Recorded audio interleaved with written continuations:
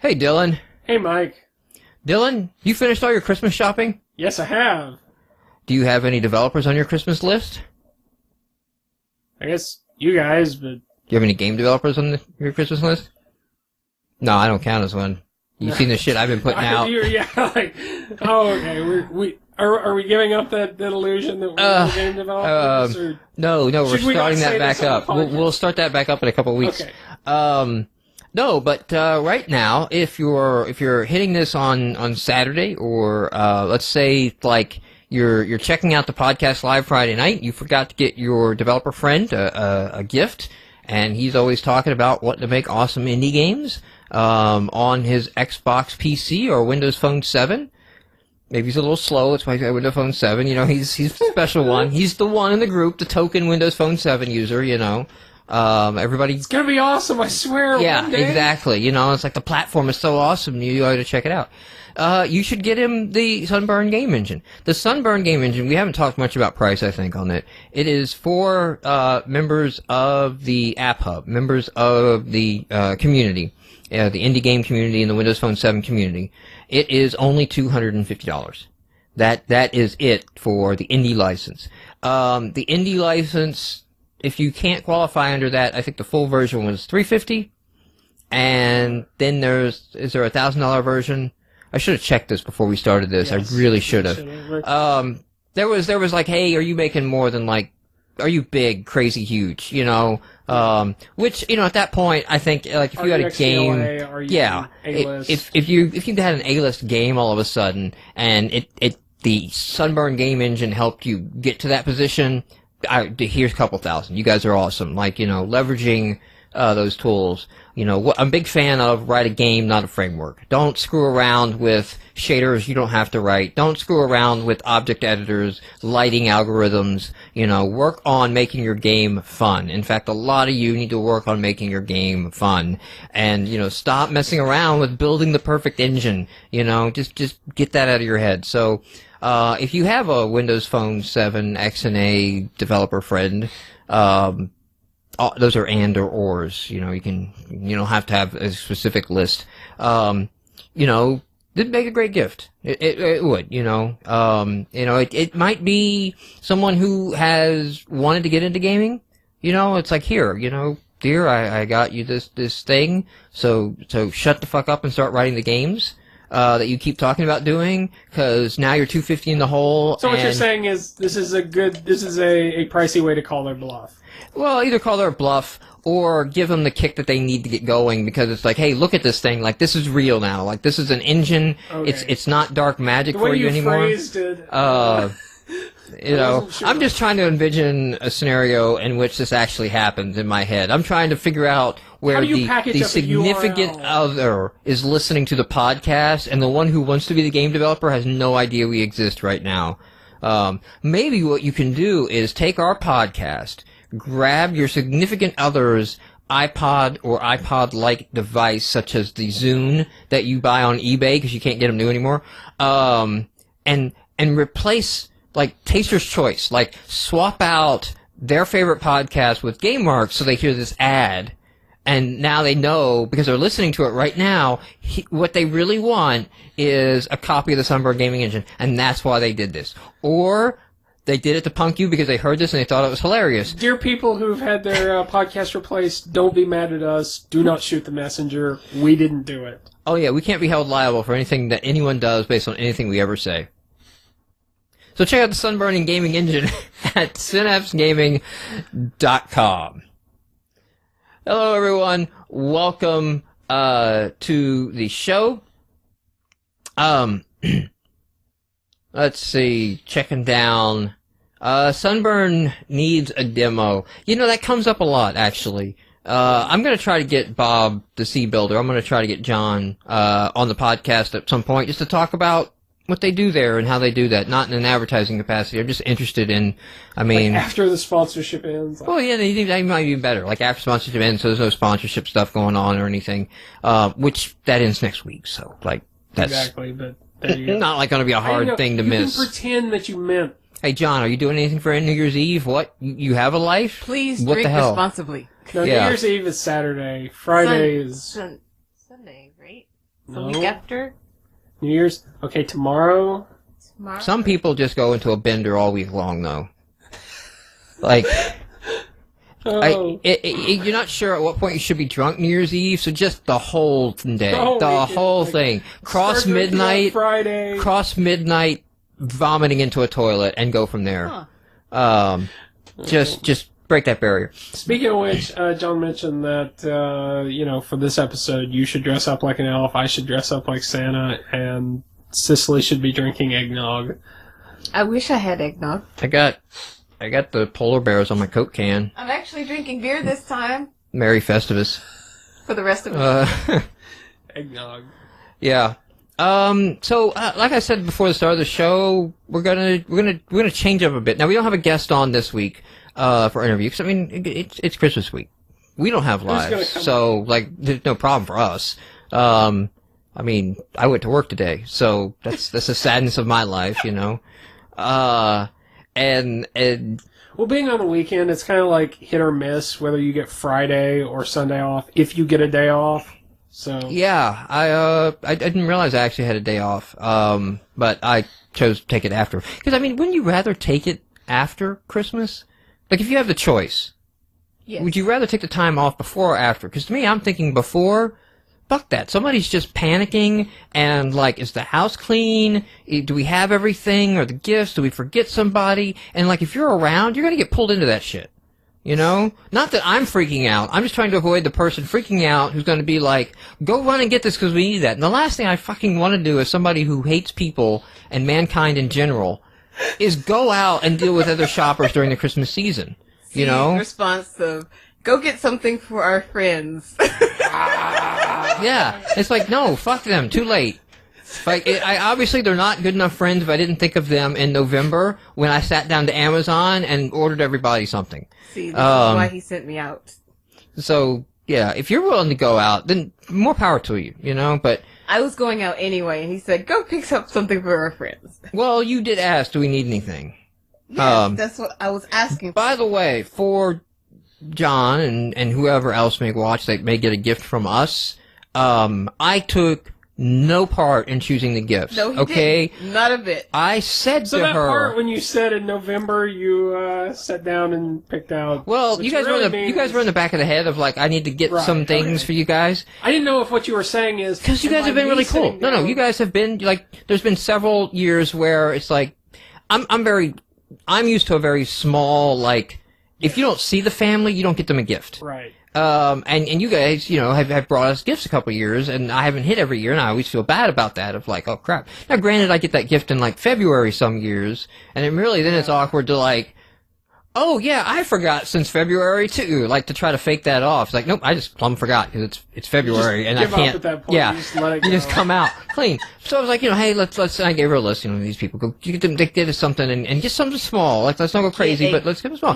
But then she comes back and she's like, you know, oh, I trolled them on their Christmas gifts. No, I'm like, what the fuck? No, they have been nice to us. Like, don't troll Christmas presents. To me, that's sacrilege. So I have nothing to do with this. I absolve myself. Podcasts they were on. Yeah, I absolved myself. For the record, I forgot about you this year. I did not get you whatever trolling she got. For the record, only one of the gifts is a troll. None of them are kosher. None of them, like, that is sacrosanct. The Christmas, you do not troll Christmas gifts unless it's a pre-set up, you know, office swap thing where we're all going to do gag gifts. You don't go into Christmas like doing the gag gift and fuck somebody over. Actually, there's a real gift with a gag gift, but it's only half. I did that one year to my brother, and like I felt bad about it. It's only the half whole other a troll. Time. Like it wasn't even like a bad troll.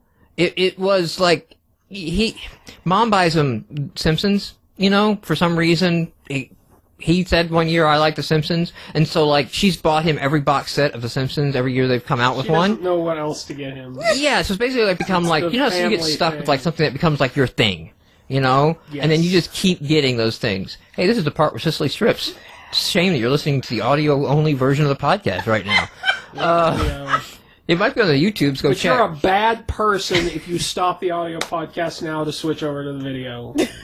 But, so, I bought him this Homer, like, farts thing from like a Spencer's Gift or something. So that was the troll, right? That, like, and like that year, I don't know what he got me, but you know, it was like a $60, $70 item or something. You know, it was decent, something I had wanted and was useful. And you know, I think a couple months later or something, we were talking about some shit, and my birthday, and he was like, "Fuck your birthday! You got me this piece of shit plastic Homer that doesn't do anything." Like, understand your birthday's fucked now. And we'll go from there, alright? Because then my birthday will come up, and we'll see how serious you are about where Christmas lies the next year. And I kind of realized, like, yeah, don't fuck over the Christmas gift. Like, you know, don't do the gift thing. Don't do the trolling on the gift thing. That's a step too far. It's only half a troll, and I'm pretty certain they'll appreciate it. it just means... It's just an image... It's basically saying, yes, Speaking of trolling okay Christmas troll. gifts... Baconated vodka. Yes. What do you know about bacon and vodka, Dylan? Not much, except I actually made some using a recipe on the internet to give to a couple of friends who enjoy drinking and also enjoy eating poorly. Two great flavors that go great together. I kid, but, you know. Like, no, seriously. I saw the blog post on this. Yes. This is going in the show notes. Okay. You put... Actually made show notes. I don't know if that's a good you put bacon... Yes. You cooked it first, though. Cook the bacon. Okay, so you cooked the bacon, you put the bacon in vodka, and then stored it in a cupboard for like 3 weeks to ferment. Yes. Or bacon's not really fermenting, it's It's- dissolving, kind of. It's the same basically, theory yeah. about letting a lemon rind go into some tequila or something. Yes. I mean, you can do this with a lot of different things. It's like a bigger, nastier worm. It is Yes. nasty. It is pretty nasty. So then the problem became that bacon is greasy. Yes. Right? And so I was reading your blog, all the grease starts Yes. just soaking up. Did you save that grease, though? No, I threw Cook away with the... it! Come on, like, saving bacon grease is a thing. Mm-hmm. If Yeah, you I fry know. bacon, you save off the grease, and you use that to cook other things in awesome bacon grease. Now you have vodka-infused bacon grease. Like, it's flammable at a whole other level now, too. So what you're saying is, I'm not making bacon-infused vodka. I'm making vodka-infused bacon. Yes, that's the more important thing to me. That's the more valuable 'Cause bacon substance. is- Infused Fat smelled vodka. gross, though. Like, the fat It's just... gonna smell I mean, gross. It's gonna taste Well, awesome. no. So since you didn't do it in, like, I don't think there'd be any harm into doing it in a refrigerator. Yeah. You didn't do it though. You did it in I a did cupboard. not. So Vodka, I mean... I don't think there'd be any harm because the alcohol doesn't freeze. Right. So I don't think that would matter at all. It would still infuse the vodka, and then the fat would be in cold, so it wouldn't go rancid. Because I think that's probably what you got is Rancid some fat. rancid fat. Okay, yeah. That is probably what I figured. But you but- cheeseclothed it out basically, Yes. or no, coffee filter. I forgot. That was the East thing I Tennessee saw. cheesecloth there. That was the instructions I found. Was like, okay, I'm gonna do I guess if you're already this. infusing vodka with bacon, filtering it with a coffee filter, you know. No problem. Either way, I mean, I don't see a Got the job huge... So you strained it off though, and then Yes. what was the results? You didn't try any of it ever. Did not. I tried like a little bit, and it's hard to tell. I mean, because I don't know. It still kind of smelled like bacon. Like, other people told me that it smelled like bacon. I didn't recognize it, but then all you're getting is the fat.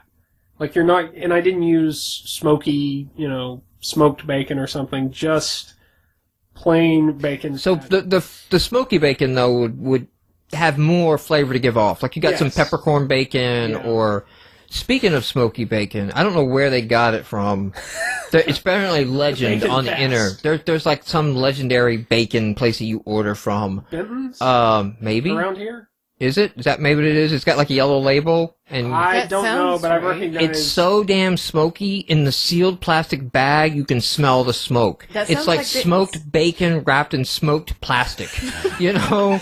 I mean, it's just like, we smoked it all. See, that's what I should have used, I guess, but I was like, I'm not going to go too expensive because this could Well, you gotta be completely go careful. wrong. I mean, you I don't was- want this smoke flavoring added. You want the smoke. It depends, because I guess if you're going to use this to cook, or if you're going to use this to make like a mixed drink like a Bloody Mary or something, Smoky bacon sounds like a jazz musician.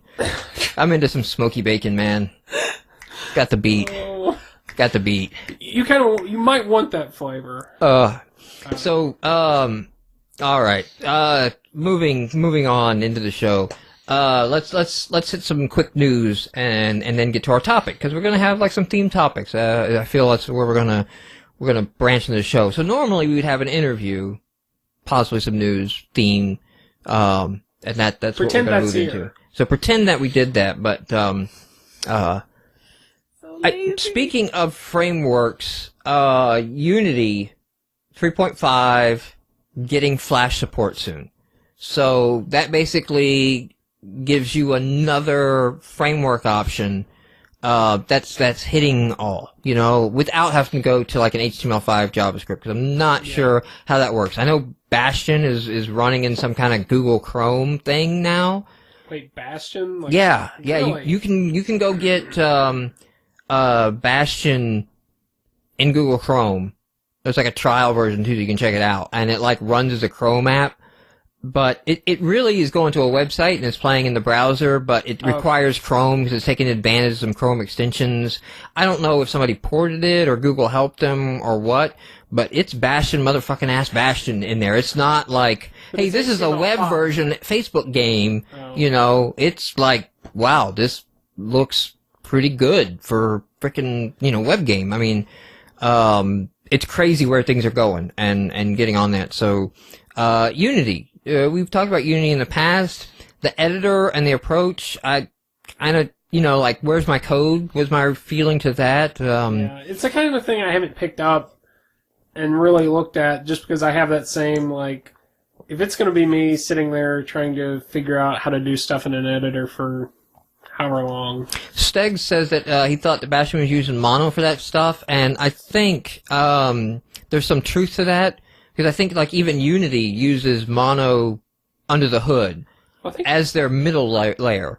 As, like, because Unity is C# scripting.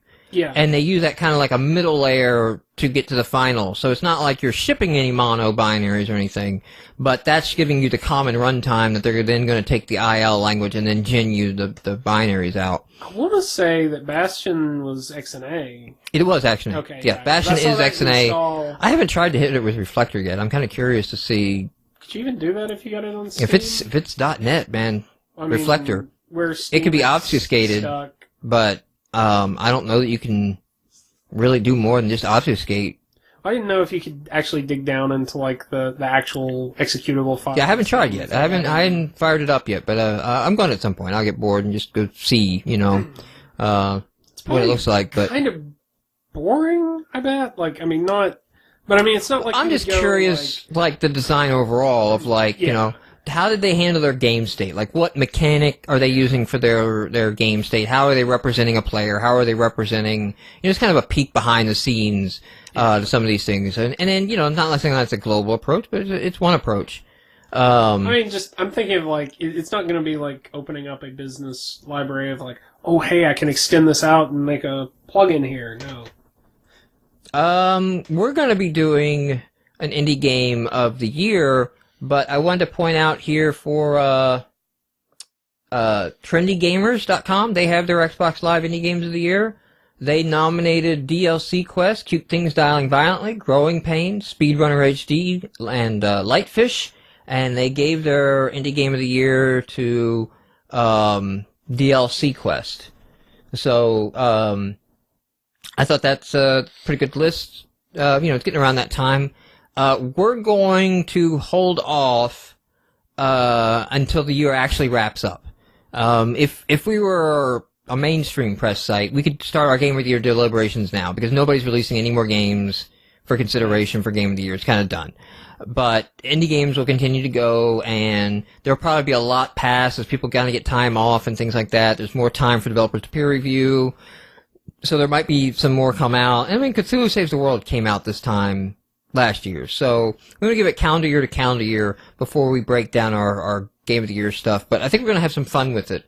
We're going to do some interesting topics, I don't know if this will be one, but we might have Best Minecraft Clone of 2011, Take your pick. Yeah, we'll line it up. We'll have some deliberation there. And we'll have our serious categories, but we're definitely going to have some fun categories. And then before we really sign out, I want to get on the GameMarx webpage a rundown of the year. And just a table of, these were all our games of the week. And on the other column, these are all the ones that we covered in video. Just to kind of, look back over the year. I mean, obviously, since we always tried to have content every week, the barrier to entry fluctuated from week to week. Sometimes it got really low because there wasn't much of it. And sometimes it was crazy high because we just could not do 9 games in a week. And there were more. So, it'll be interesting as we sit down some point, maybe next week, while we're all on holiday. And hey, I've been watching too much damn British TV. While we're all on vacation. To sit down and run down the games that came out in 2011 and just throw out the titles again and go oh crap, I completely forgot about Mimi in the Ear, and stuff like that. Yeah, I mean, he mentioned a couple games. There's 1 or 2 games on there that I can barely remember, but if you showed me screenshots, I'd probably go back and go, oh yeah, that. Yeah, so, and there'd probably be a little bit of jumping back in and replaying some of these and grabbing them again. So we do want to stick to that and do a good game of the year. Probably some video to come out with those awards, as well. So put a nice end cap on, our life as game reviewers. Pretending to be game reviewers. There are those who do it. We actually We reviewed games. Therefore, we were. Well, the bar for being a game journalist is so freaking low. Yes, we crossed that bar, and then some. Did you say that it sucked or it did not suck? Congratulations. Yeah. You are a game reviewer. We had games. We gave them reviews. We gave them scores. Well, we actually quit reviewing games about halfway through the year. Yeah, I mean, technically playing Trials isn't a full review, but it at least kind of gives a small review towards, what's actually coming out. Because there's no way we could have dug through everything that deserved playing and also kept up with, and not only that, we changed the format of the show, 3 or 4 times this year. Not just a podcast, but the video that we were doing before we pretty much went to the all trials, method, because we were able to crank those out. But you have to figure out what works, and to go back and get some more games of the week, man, I got to sit down and watch the videos of us on the couch. And I mean, there was a time where we did it playing the games live, and made 30-minute episode shows. That was brief. That was only a month or so. I think. We've got 7 or 8 of those, I think. Really? Yeah. Okay. Yeah, it was 2 months at least. And that's not counting the ones standing up in front of the camera doing different segments. Yeah. In fact, I gotta give Andy, I gotta give the Z-Man his credit for at the very beginning, a year and a half ago? Or was it 2 years ago? When did we do the very first test episode that we didn't even air? We reshot. I want to say it was sometime spring, early summer. And it was way before we were. I mean, we still had a community manager. Website. Cookie Cups was still the community manager. Those were good times. And because I remember sending around the video, because remember that weird crap that was on the dashboard in Great Britain and Europe? They had that weird... Yes, the Independent Charles Show. The Independent Charles Show. I'm man, if that crap can get on there, maybe we can get on too. And so we did ours, and we sent it around, and I remember sending it to the Z-Man, showing around, this is what we're doing, this is kind of our idea, because we had hey, we're going to appeal to gamers as developers, right? Which is GameMarx, which is Gamers Control the Means of Production, which is anybody that's listening to this show, playing indie games, you can go make these games. You can go be a game developer if you want. It's open to come in and hey, your first stuff isn't going to be great. So what, and it's get started. So we did a segment on the show, of how to code an XNA, and we'd throw out a random XNA, thing into the show, and Andy saw that, and he's like, what the fuck is that? Who gives a shit about, how to program the thumbsticks, You know, like, cut that. Leave that out of the show. Nobody cares. Yeah. And I was like, no, everyone's going to care. That's going to be our ticket. Yeah, no, Andy was right. We should have just cut that. That was not a good... Well, I mean, it makes sense, because anything you could give someone in a 5-minute segment is not going to be enough for them to actually, you know, accomplish something. So, alright, let's, think anything else of interest. The only thing is I'll reference everyone out over to Gama Sutra and, the feature on here for Be Honest, Be Nice, marketing and PR for indie developers. And, it basically runs through, some tips, you know, to, you know, post and get out there, contact you. It's a marathon, not a sprint. You gotta build a list of the game journalists. You gotta constantly send them stuff, you know, like once every month. Send them some information, send them a link back to your site. Don't spam them, but, you know, send them developments and information as you have them. And it'll take a while, but eventually, you know, they may pick up and run your story. And you're also building, mental brand, you know, like, the third email they get from you, they realize they've seen a couple from you right now. You're not a flash in the pan. Maybe I should read it this time, you know, and as it goes on, you're like, oh, okay, you know, these guys are legit. It ties in well with what I talked about, like, if indies sell your story, like, that's your advantage. You have a great story that people can latch onto, that a journalist can latch onto, of like, hey man, I'm just this guy, I left the industry, or I want to be a game developer, my dream, and this is my cool little idea that I'm working on. That's a good story in of itself to run. But the be nice part, so a lot of that you can go read in the article, like the actual tactile and all that, but the be nice part is, we've experienced this too. I almost want to know if this should be a category of like, most offended developer by a GameMarx review. Like, who was the most indignant? Are we talking about, like, there should be... The most indignant to a nitpicking comment. Okay, because to, like, a one-line, set them off into rants. The review comments, at least those are well thought out. I'm not talking about, like... YouTube comments. I'm not talking about like Zona Games comments. When I didn't like Decimation X3. They write this reasoned reply. I thought it was wonderful. You know, it's kind of like he said, she said news article type thing of like, you know, my view, their view, and it was really, you know, good. And then there was Berserk Guy. And then there was Berserk Guy. That, you know, it's like because I referenced the Berserk, and then otherwise glowing coverage. He flips out and, like, starts spamming our account with fake accounts to, like, beef up his position and Facebooking all his friends to come and post. And I'll just be honest, he would win that category, so I don't know that, because I can't... like someone else tried to do that, like, tried to pass themselves off. Some others tried to, but they never argued more when they were caught. Yeah. That guy had the problem of, like, he was trying to defend his game, but then he was also trying to play someone was wrong on the internet, and you can't do both and look like a disinterested third party. Yeah. You can't... Oh, man. And just the idea of, like, we'd get no comments on a post, and all of a sudden this one attracts 7 just drive-by random commenters who felt the need to get accounts on the system and post, and... Anyway... The thing that I'm talking about that is, that's the be nice part.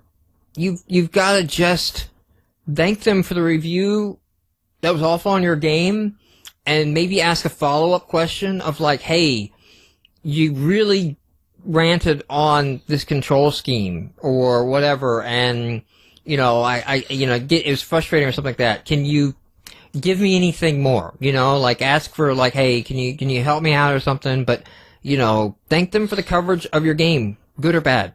Like, always be nice to the game reviewers under any circumstances, because you never know when it's going to play out. And there are so many games being released by so many different people looking for that article on Kotaku, that coverage by, you know, Ars Technica or somebody.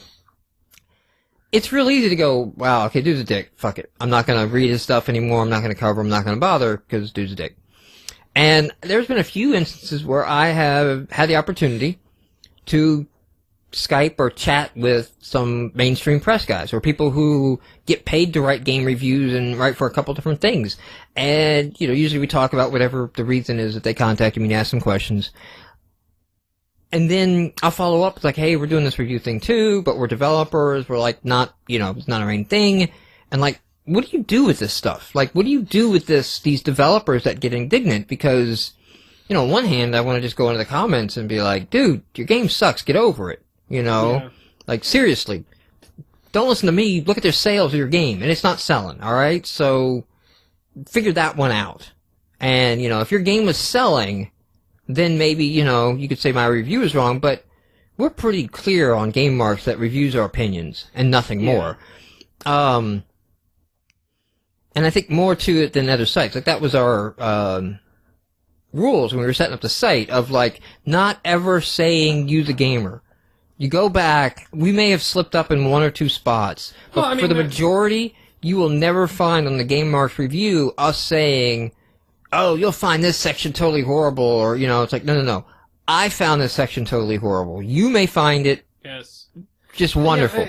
I found it great. You may say it sucks. It's basically qualifying everything instead of saying... Qualifying everything as my opinion and nothing more. This is my personal review, and it's the belief that the byline should mean something. You're right. You should look at the by Dylan and know that means fighting games, JRPGs, adventure action.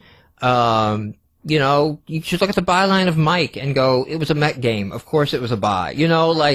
That's our biases, and there's nothing wrong with them.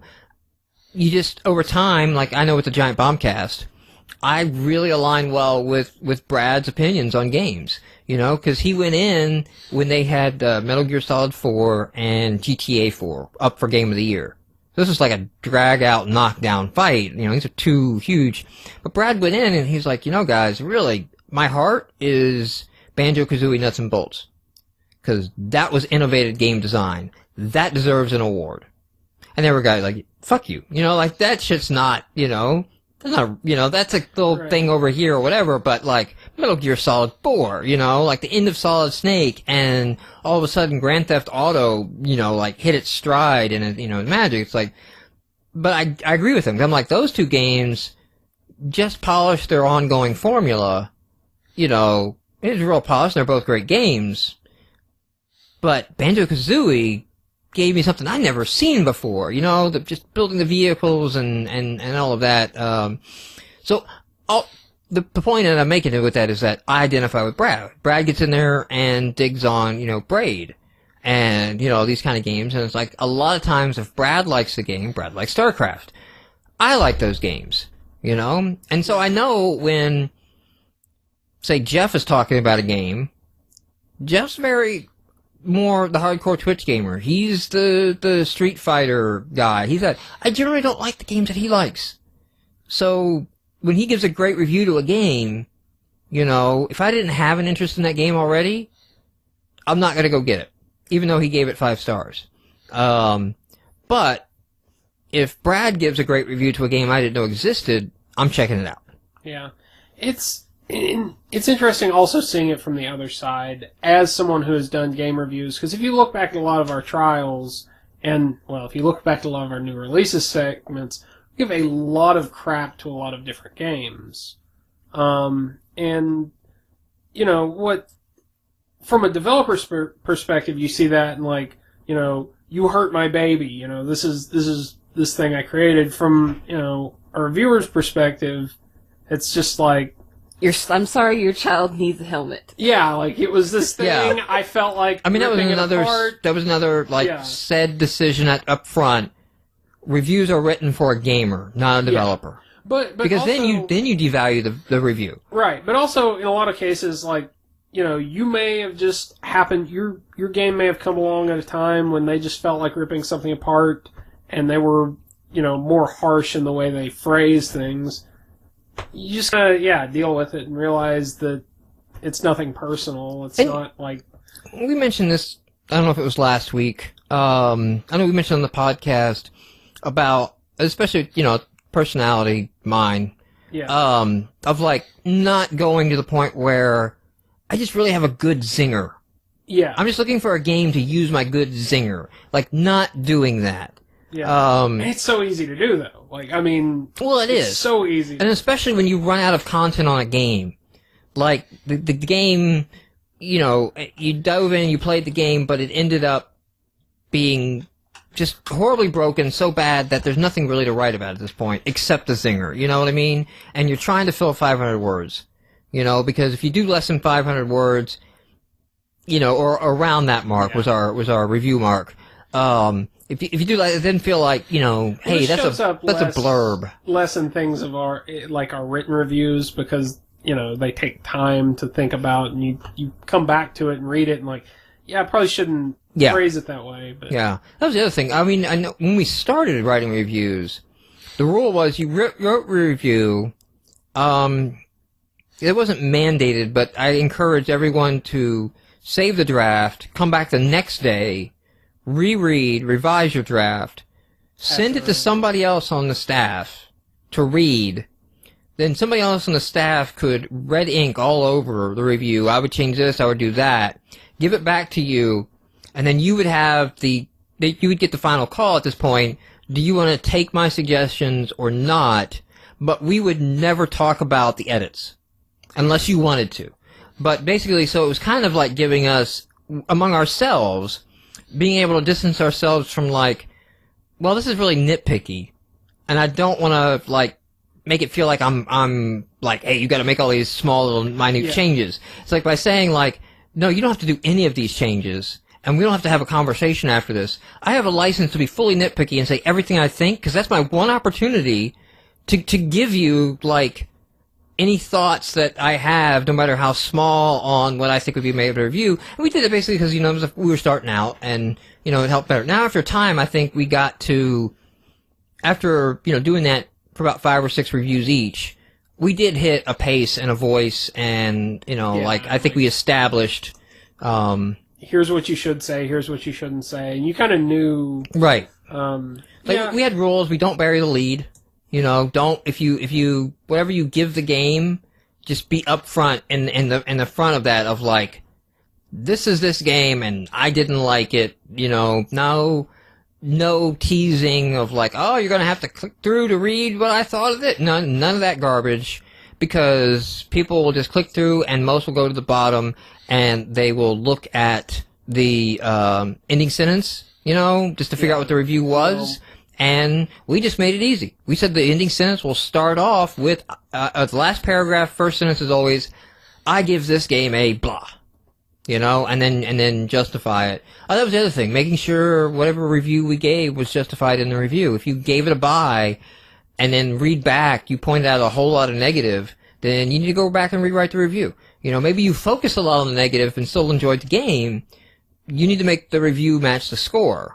And that's not a case of don't change your score, change the review text. Like, write more about what you liked about it to balance out, like, hey, this is a buy. And then that was the last paragraph as well, was to say, even though this had some frame rate issues and was glitchy, the story, you gotta buy it, or whatever, to explain away why you thought it. Or maybe because you caveat, like, hey, this is a buy for fans of fighting games. Incidentally, is probably the hardest part of reviewing.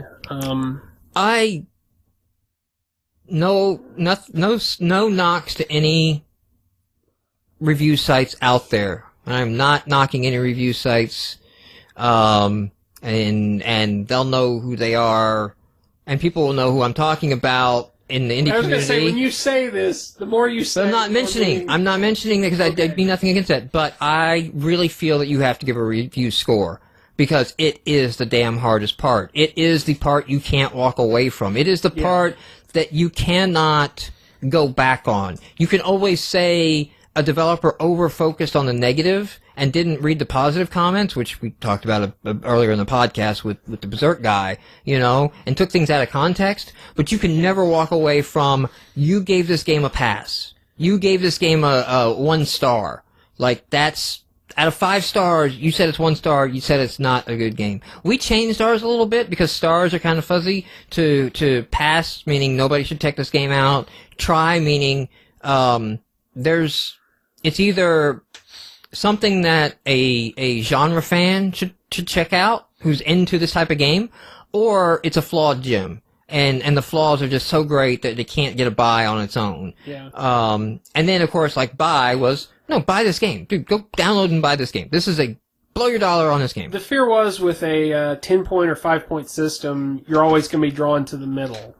Which is true, but giving each point value a meaning kind of avoids that. But see, the thing is that, and I think we had these conversations when we did this. Even if you give a point value to the meaning, it won't transfer from person to person. Right. One person may think a 4 is a hard-earned star, and a 5 is almost unachievable. And then I may think a 4 is a good game, and 5 are, hey, I'll hand out a couple 5s a year, and things like that. And so they don't scale well. It's hard to take my 5 stars to somebody else's 5 stars. It gets even worse when you go to 10 or 100%, because what the hell is the difference between 76 and 73%? Yeah, that's pretty much almost meaningless. Unless you're doing it as a composite of multiple scores, and even then... Yeah. Cricket spoken. What's interesting about reviewing, though, fleshing out that score and explaining why you made it, I want to say this is in Malcolm Gladwell's Blink. I may be wrong. I may have got it from somewhere else. But there was a study done, I want to say with, like, jam or jelly or some sort of food stuff, where you had,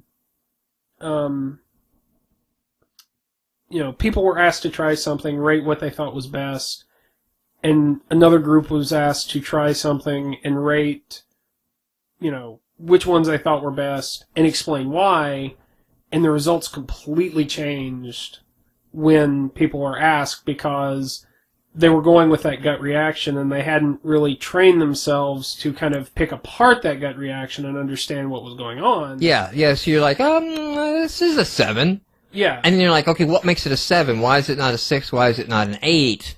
Why is it not better than this one than that one? Like, what? And it's like, oh, well, the garlic is heavier, and like, now you have to pick it out and think it out. All of a sudden, you really think behind that. Yeah. And then all this effort is why we quit doing them, because it overwhelms. Like, to do a review site properly, you can't half-ass it.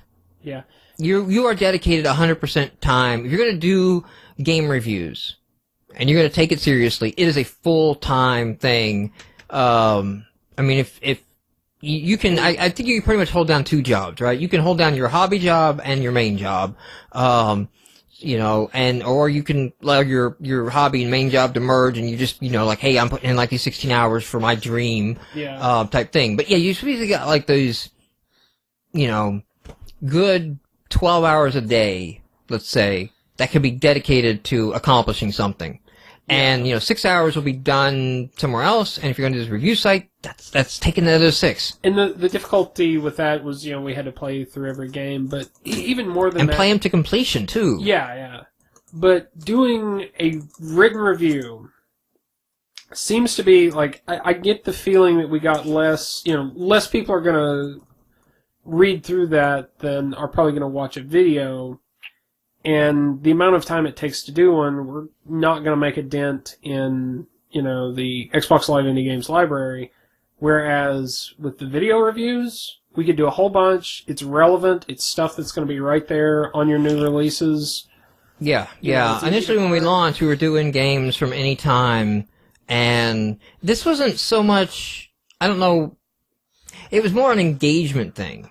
Yeah. If we did a review on a game that had been up for a year, developer, he's under a bridge, he's burned out drunk wino, just yelling at people, you didn't buy my damn game, and it's all sad at this point. Basically, he has no internet access to go leave a comment, to go, like, tweet, like, hey, look, I got a review. And from that, like, we as a site weren't growing, because we were covering, games that we thought should be covered whenever they should be covered. Because, like indie games, that doesn't matter when they come out. We're gonna pull up the gems. And, this time last year, we were burning through reviews like crazy because we decided that we were only gonna cover new releases. But before we did that, we took like 30 of the top rated games on the service back before the boards were really rigged. And the whole rating fiasco and mess had gone through, and we reviewed those 30. So we put out all those reviews, covering those games that we thought like, hey, these should be mentioned. We should have these good ones covered on the site somewhere, and then we'll switch over and just cover new releases, because being topical, you get tweeted, people talk about it, it's the latest game. Yeah. If we were able to take on more, then yeah, we would keep like pulling one back out. But it definitely would be the exception of like, hey, we're gonna do like 7 new games this week, and here's one from 2008. Yeah, and I think part of that too is I'm pretty selective on the games I get into. Like I will pick a game and then I will play through it, a whole bunch, and then I'll move on later. And for me, like I'm not the kind of guy who can, sit there and just keep cranking through, especially if a lot of the games that I ended up giving like a try to or a pass, like, I'd have ended up, getting rid of them. But I mean, we came into this, trying to basically raise the awareness level of Xbox Live indie games as developers, as people who had been burned by that, and we have failed on that count. We have failed, but I don't know if we had a chance of success, but we definitely did not succeed. In the time we did that, and we kind of discovered that actually, yeah, there was a pretty good review community springing up, growing, coming. I think the best thing that we sides. did is Xbox Indies. Yes, definitely. Setting up the Xbox Indies and aggregating and bringing these feeds, and highlighting out. I mean, some of them are good. Some of them are like Armless Octopus. They've been around doing this before we even got involved in indie games, period. Yeah. And continue to do that. And I think they do a good job, over there. But, I mean, some of these are just, like random, Simon's blog guy, just kind of like posting a couple of reviews on his blog. It's just nice to have all those together. And I still want to get a Metacritic system up, which all that stuff we said about 5 stars, we're going to have like some kind of star rating. I don't see a way around having 5 stars. Well, yeah, not to do... To do the Metacriticing of like, so like, you would go in as a game reviewer and like, hey, I wrote a review on this site, or on this game. Here's the link to that review. Here's my converted score to your 5-point scale, so that it works out. And then maybe there's a free type in for their rating. And then they basically, so when you pull up, I made a game with zombies in it, then there's a little list of like, GameMarx review, Armless Octopus review, BBGTV review, and then you could go, just like a Metacritic and bring that together. Just to kind of even more push that site up in terms of visibility. Because we get a lot of referring traffic off of Xbox Indies. I think about 1/3 of our traffic comes off of Xbox Indies. It's kind of sad that we basically had to, well, I mean, we didn't buy it. It was basically sitting there abandoned. For future development. It had a good history. It had did. a good history, but and then Nick went into Microsoft. Yeah, I didn't mean to imply that, but yeah, I mean, we basically bought our way into a good review site.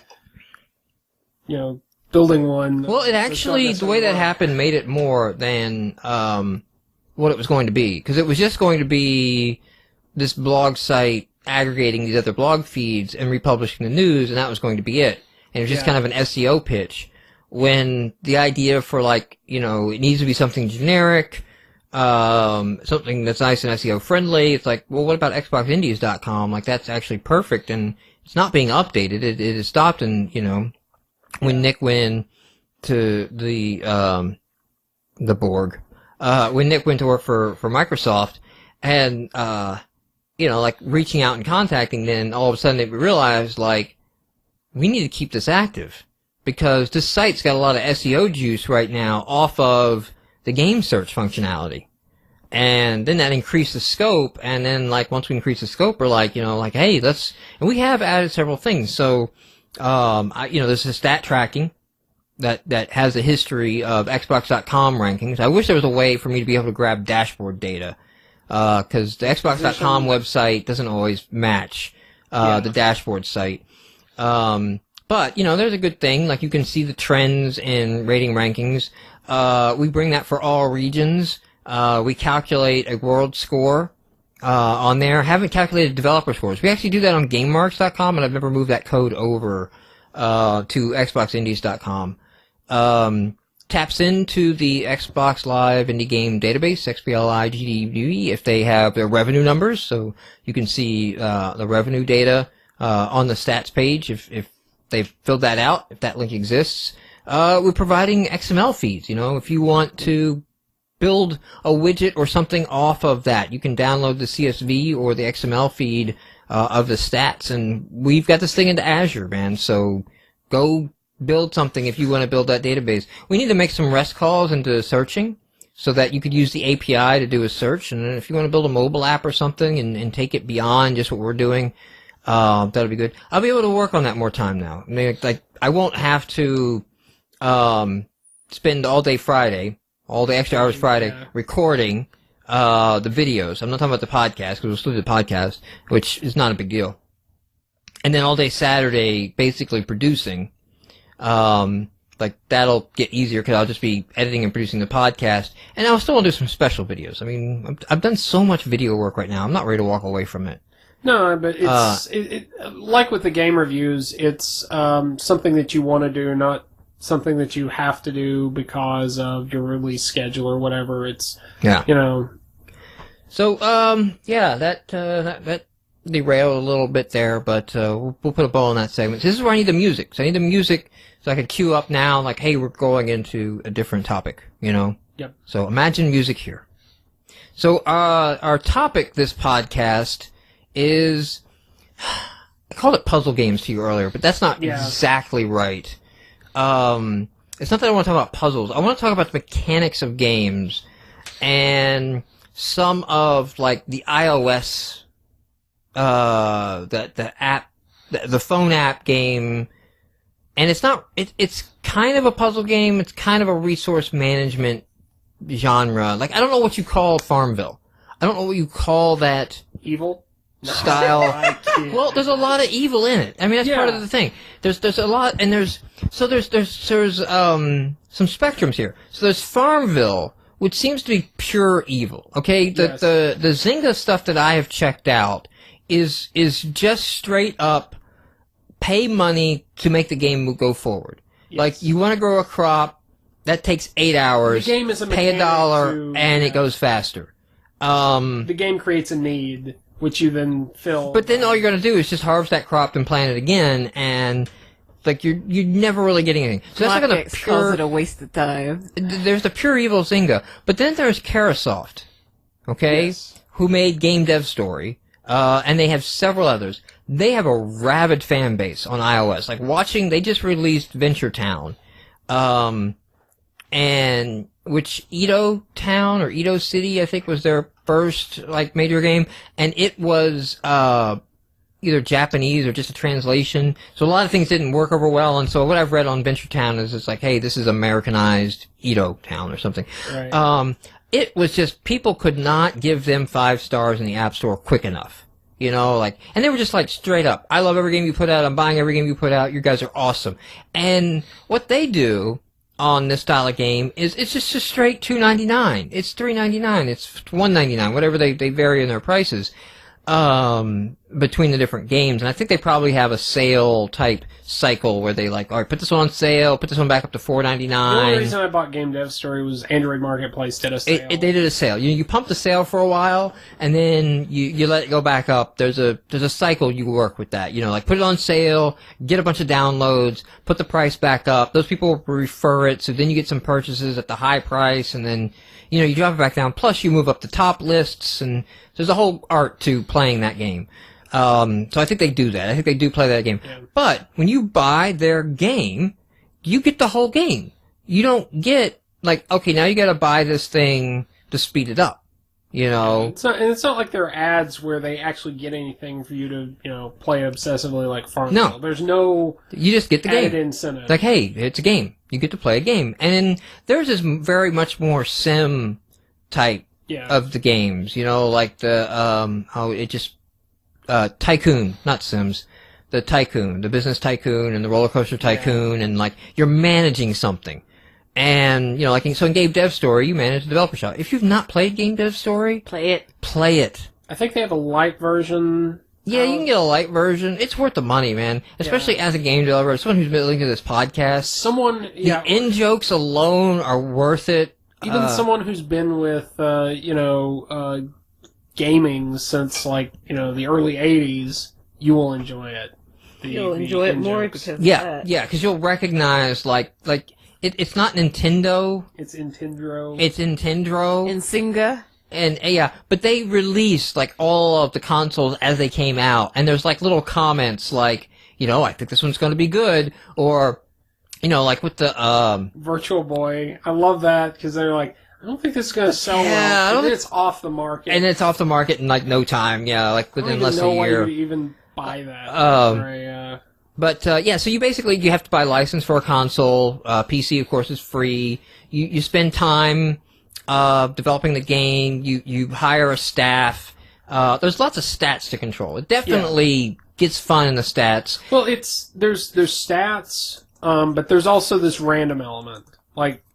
There are a lot of things you can do to control the result and level up, but really, for me, it was just every game is pulling that slot machine. Is this gonna, it has that, and that's some of the mechanics that I want to talk about because,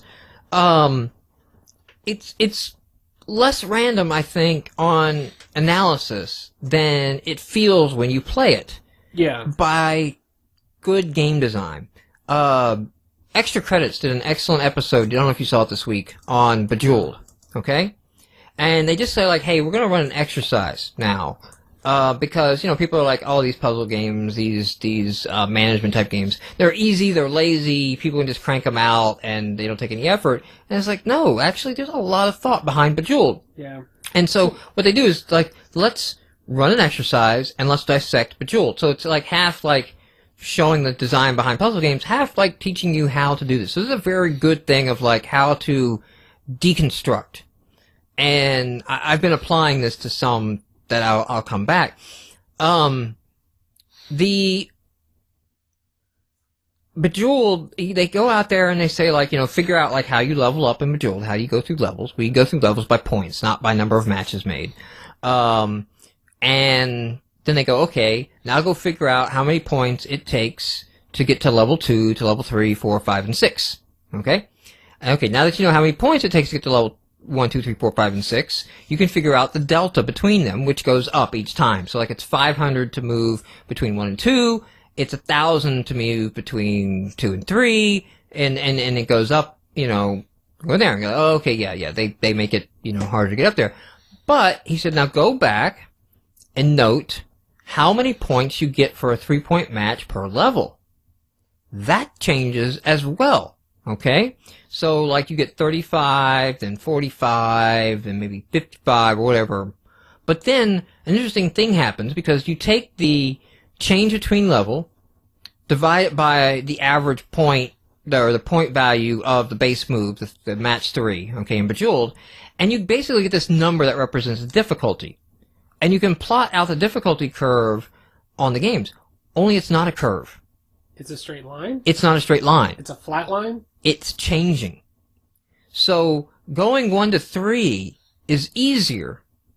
Level 4 to 5 is a bitch. 5 to 6 is easy as 1 to 2.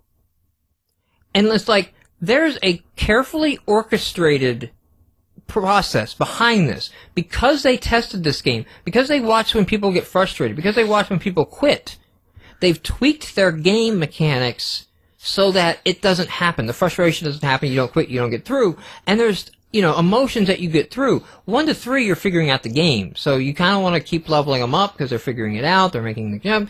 But then when they get to 4, you give them this rough challenge, and it takes a little longer, a little effort. Level 5 feels like a reward because of the effort. But when you move through 5 to 6, you're like, I am fucking God. Check I own this shit now. I am on this, And it's a planned experience by the game designer. The game designer wanted you to have the sense of when you were challenged, when you felt it was easy. So, the one that I chose, I played Game Dev Story, but I did not go back to deconstruct Game Dev Story to go like, okay, this is basically stat-based, so it would be really easy to deconstruct this game. It would be really easy just to run experiments, write the data down. I'm sure someone actually has. And I'm sure you can go to wikis at this point, and it's all deconstructed. I've actually looked up how to unlock some of the genres. I've played through it twice, and just like... Well, yeah, there's patterns unlocking the genres, but I'm talking more about... So in Game Dev Story... What interests me how is much money return do you get on a game? Okay? Yeah. So when your game goes up for sale, how much you get back? Because watching those graphs, man, that is the moment of euphoria. That doesn't bother me so much. Like, I focus on the points that go into the game. And that, like, it does have to do with the No, but I mean, that's your measure of your allocation success. Of, right. Like, did I pick the right points for the game when you get your game reviews in and when you get the week sales? That is your judge of success. So that's what the game's telling you back as far as, like, did you do good or did you do bad with playing your point scales, okay? But is that... When you say point scales, do you mean on the developers or on the games? Like, how much, total fun? The point scales are like creativity, fun... Okay. Like, where you assign your points to the game. I'm going to focus all my development on niche appeal, okay? Because I have a theory that I'm going to make more money. Or no, I'm going to impress the critics. This is my theory. I've actually leveled everything up where I can max that out. Yeah, so eventually you get to a point, it doesn't matter. But those have to match the genre and type for genre and type to level up, so... There's trade-offs, but essentially the game, though, is telling you whether you did good or bad by whether the critics give high marks to your game. You're playing, basically, to get to year 20, and to win Game of the Year. How much money can you get by year 20, and can you get Game of the Year? And that's when your studio retires and you go on Hall of Fame. And you can compare against your friends and everything, the scores.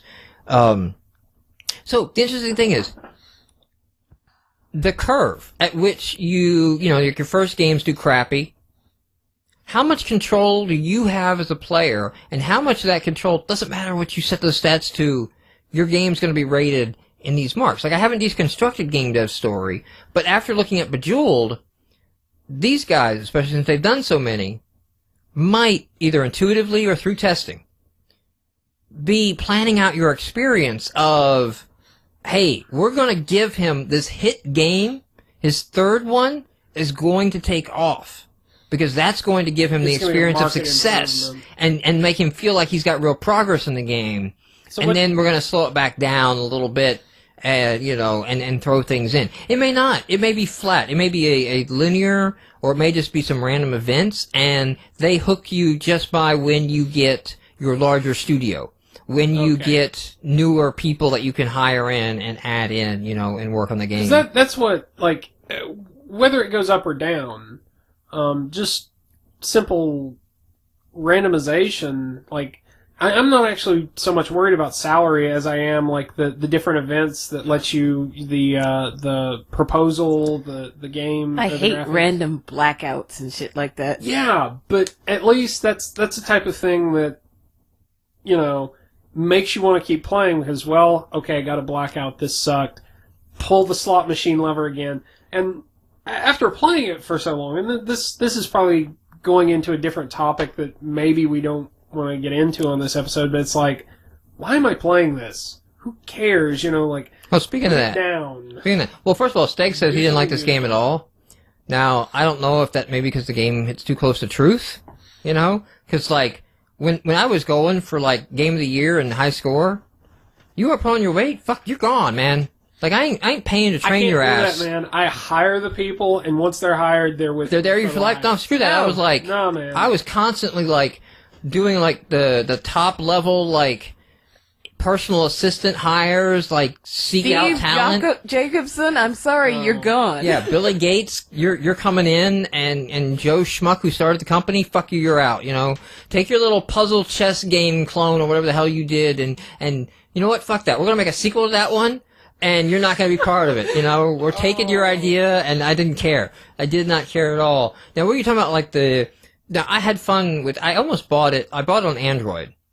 And then when I saw the high score and tie-in with Game Center on iOS, like if that thing hits sale, if that thing hits $1, I'll buy Game Dev Story again. Just to have it on iOS, just to connect with anybody that I can get for high score. Because once you've gotten Game of the Year, the amount of money that your studio earns in a year... insane! I haven't even gotten Game of the Year, but matter I've unlocked and leveled up so many genres and types that I'm kind of like... I have gotten out of the game what I want. Like, it is satisfied, the addiction is kind of wearing off. You still need to sweep the awards and get Game of the Year one year. Yeah, I think I'm going to try it with my third, but... I've gotten every award in 1 year except for the Booby Award, except for the Game of the Year. I ran the tables with everything else. Yeah, I think you have to, like, run the table, like, 2 or 3 years in a row to get Game of the Year. Somebody just said that on the wiki. Like, you have to have that. But, once you've achieved Game of the Year, once you can build a studio that will get Game of the Year, you know the mechanics, you know that, and, you know, hey, I'm just gonna say, it helps to fire the fuckers and get the best talent in to make the game. Yeah. Well, I'm kind of hoping that if I've leveled everything up. But once you get all of that, playing for high score against yourself, to me, that's not a motivator. But if I could get some friends on there and see, like, you know, so-and-so got 30 million, when they finish the line, then that almost gives me a reason. I would like an excuse to go back and play it, and I don't have that right now. I don't know, because it's such a long game. Like, but the beauty is you just play it when you have time. You can, but it's... OCD motherfucker, you couldn't put it down, could you? Exactly. For a while there, I couldn't, and then I burned myself out on it. But did you have the problem where your legs had fallen asleep because you were on the toilet for so long playing the damn game? No, actually, what I did was and then you're lying on the bathroom floor because you can't walk anymore. Your pants are pulled up, but you're still playing the game. That's 12-step playing problem. No, actually, I remember when I first started playing this, I picked it up on the Android Marketplace sale. Hadn't played it for a couple days. There's one night I wasn't really able to get to sleep. I pick it up and I'm like playing it till 4 o'clock. Like, I've hit the point where like I could sleep now, but I'm not. And the pacing is what kills me because basically the pacing is very deliberate. Yes, like but what you do, it almost feels like you never have enough time to explore all the menus before you have to do something. Well, it pauses whenever you open up the menu. The problem is, it requires your input so often that you can't stop and do anything else. Like, well, not without forcibly making a decision, yeah, too. without like, okay, it's a virtual world. As soon as I hit close, they go to sleep and I don't have to worry about them. But you don't feel that way. But you're like, no, they're waiting for me to answer. But it's not just that. It's also got the, well, I'll just make one more game.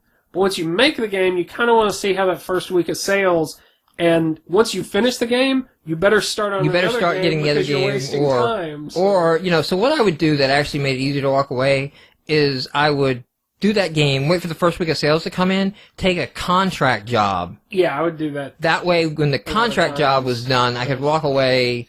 Or even sometimes during the contract job, I was like, okay, well, it's the contract job. But then even at the contract job, somebody would come up to the desk and like, hey, I want to take a shot at doing this thing. Just say no. I'd be like, all right, fuck, go for it. Go for it. Let's see if we get any research points out of this, and hire back. So it would suck in. Now, the one that I played this week, and I did deconstruct a little bit, okay? Because I'm not enjoying it because it's closer to Zynga than Curasoft. Okay. But it's Tiny Tower, and I chose it because I saw a lot of people tweeting about it and talking about it that were tech people, and I thought like, okay, well maybe this one isn't Farmville ass level. And why is it like Zynga? Why are you? Well, it's like Zynga in that the impedance to the game is not any difficulty based. It's simply time. It's simply, so what you have is a tower. So you buy a floor, okay? You have a floor constructed, added to your tower. You keep adding floors. You either make that floor residential so you can get more people, or you make that floor commercial, one of 5 commercial types, or 6 commercial types, or whatever. And then you stock that store to sell items, and it's all time-based. Like, constructing the store takes 3 hours. If you want to do this now, spend $1, and it'll take off an hour. Okay? Wow. There's no challenge other than the speed of the game. Right? There's nothing in there. Now, there is some trappings of like the Kirasoft level of like, we are the Tycoon games and we've really figured out this stat system, and you know, it's pulling a lever, but it's a very statistical lever. Like you can tilt the odds in your favor, basically, if you know the system. Once you've learned the system, which is why you play the game, right? You really just want to figure out the system. And the interesting thing about, especially like game dev story in a lot of games, is there's so many different variables that have to come together in such a difficult way. It requires a lot of tweaking to not be broken, to have that. Stegs is saying that the more the geeks are playing the Tiny Tower because it's that blocky pixel retro art. It might be. It might be. I mean, there might be some truth to that. So what they do is, all right, there is an elevator, and somebody will always get on the elevator, and you have to manually hold down the button to move them to the floor they want to go to.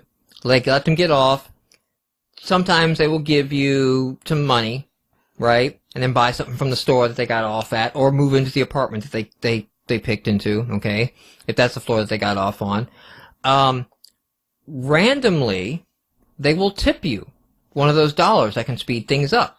So this is where I think there's no microtransactions. No, there's microtransactions. Oh, okay. You can totally buy these dollars. Completely misunderstood. But I think where they come up a step better, okay, than Farmville, is you can totally play the game without ever having to resort to these microtransactions. It doesn't hit a wall that is so freaking slow that you just like, okay, I have to give in to be able to expand because it'll take days. As long as you are willing to put time moving people up and down the ladder, you're taking a chance on getting $1. Now, occasionally while you're doing this, it'll pop up and it'll say, hey, sometimes it actually said this, the police need to find so-and-so, and they show you the picture of the little dude, and you find the floor he's on, and you click the level he's on, and it says, oh, thank you for finding him, here's $1. Okay? Now, there's also coins. There's coins money, which is the currency that they buy things and the currency that you spend to stock store shelves at. Dollar is like the dollar is to speed things up. Dollar is to, for the most part, is speeding up a timer. Okay, so there's a timer to build a floor. There's a timer to stock a floor, right? And you can use the bucks to upgrade a floor so it can hold more stock. Now, I started deconstructing the game, okay? So I started looking at it, 'cause you got different floors, different types, and you have different skill levels of the bitizens, of the little people. So they may have an 8 out of 9 in retail. So if you put them in retail shop, then they will give you 8% off the restocking fee. The restocking fee is basically like buy the goods, and then people sell them. They can stock 3 different types of items, okay, 1, 2, and 3. Number 1 stocks the quickest, sells for $1 a piece. Number 2 stocks the medium, sells for 2 coins a piece. And number 3 sells for 3 coins a piece and stocks the slowest, okay? And sometimes we're talking like 5, 15, and 45 minutes. And sometimes we're talking about 30, 2 hours, 6 hours, depending on like the store. So it's a game that you come back to and is always... It is designed to be come to back to, but also by having that 6 hour stock time, they are encouraging you to go ahead and spend some bucks and just stock it immediately. Yeah. Now, you can get a random VIP to move up the elevator too. Okay? So you have to move somebody, place them for one of these random events to happen. So if you're not placing them, you won't get these events. But the VIP can be basically one of 4 or 5 VIPs, I think. One will buy out all the stock of 1, 2, or 3. They won't buy out the entire store, but they may just buy all the 2s or all the 3s or something. They'll just flat out buy it all out at once. This is Mr. Gotbucks. One is a celebrity, and they will just attract a whole bunch of people to buy out at that store. So it's kind of like the same version of the first guy, except they don't end up buying as much total, but you do get a lot of sales from that. You have the construction worker who will take 3 hours off the construction of a store. You have the UPS delivery man who will take off 3 hours on stocking a store. So if you play, not only can you get the dollar tipped, you might get one of these random guys that will speed up your events, again, without buying. I think this is where they're a little better because you don't actually need to pay if you're willing to put in the time. You can get it. So I started deconstructing this game of like, okay, what is my most efficient way to earn money in this game? Because that's what I'm doing. I'm earning money. I not with dollars, but with cash. I buy more floors to get more citizens, to get more shops, to buy more floors, to get more citizens, to buy more shops, to get more floors. There's kind of this existential question of like, what the hell am I doing? Like, game dev story stops at level 20. You're 20, you're done, here's your score, but even when thanks I go for to playing. Replay it, I have that question like, why do I care if I level up all the genres and types? But at least they have an ending. Yeah. Tiny Tower doesn't. What am I getting at? Tiny Tower is just going to increase these timers as you go on to the point where you finally break down and give them money on this. I think whether there's a cash payment, whether the cash payment is intended to stop something that is painful, or whether the cash payment is intended to just give you that next hit. Yeah, it could be I can't wait for my next hit. I can't wait for my next hit, basically. I can't wait for the next moment where I get to build the store. And I get to stock the 3 citizens I'm playing. So your citizens also have, this is important, they also have a dream job. Okay? So deconstructing, the dream job doubles the capacity of the inventory. So when I restock a level 1, 2, or 3, if I have one, there's always 3 citizens in the store. You have to have 3 citizens in the store to unlock all 3 levels. If you only have 1, you can only do the cheap items. Okay? The first dream job in that store, the first guy is like, my dream job is a donut shop, and you put him in the donut shop, he doubles the stock of the first item. When you have 2, you double the stock of 1 and 2, and when you have 3, you double the stock of 1, 2, and 3. Okay?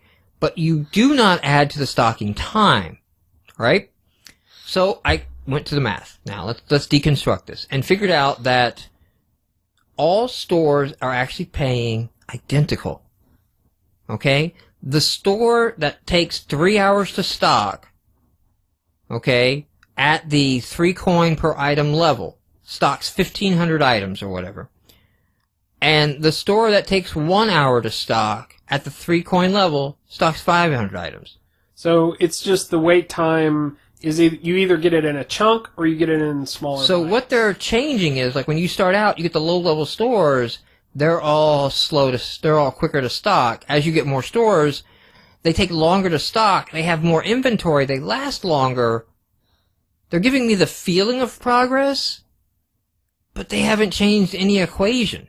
Like, if you sit down and work it out, if you're an active player, you actually want the cheaper, quicker stocker stores, because they're going to have the flow, and you're going to get to do things more often, not get locked up. But, it's like, I don't want to invest time in this game. And what I figured out, as well as I started breaking it down, is that you can upgrade the stores and add, like, 5 minutes per level for $3. Not coins, but bucks. For $3, you can add, like, 75 items to the stock, or tiered set amounts for each level, and add like a tiered set amount of time to each level to increase that. But again, it fits into the same ratio. You're really not getting anything.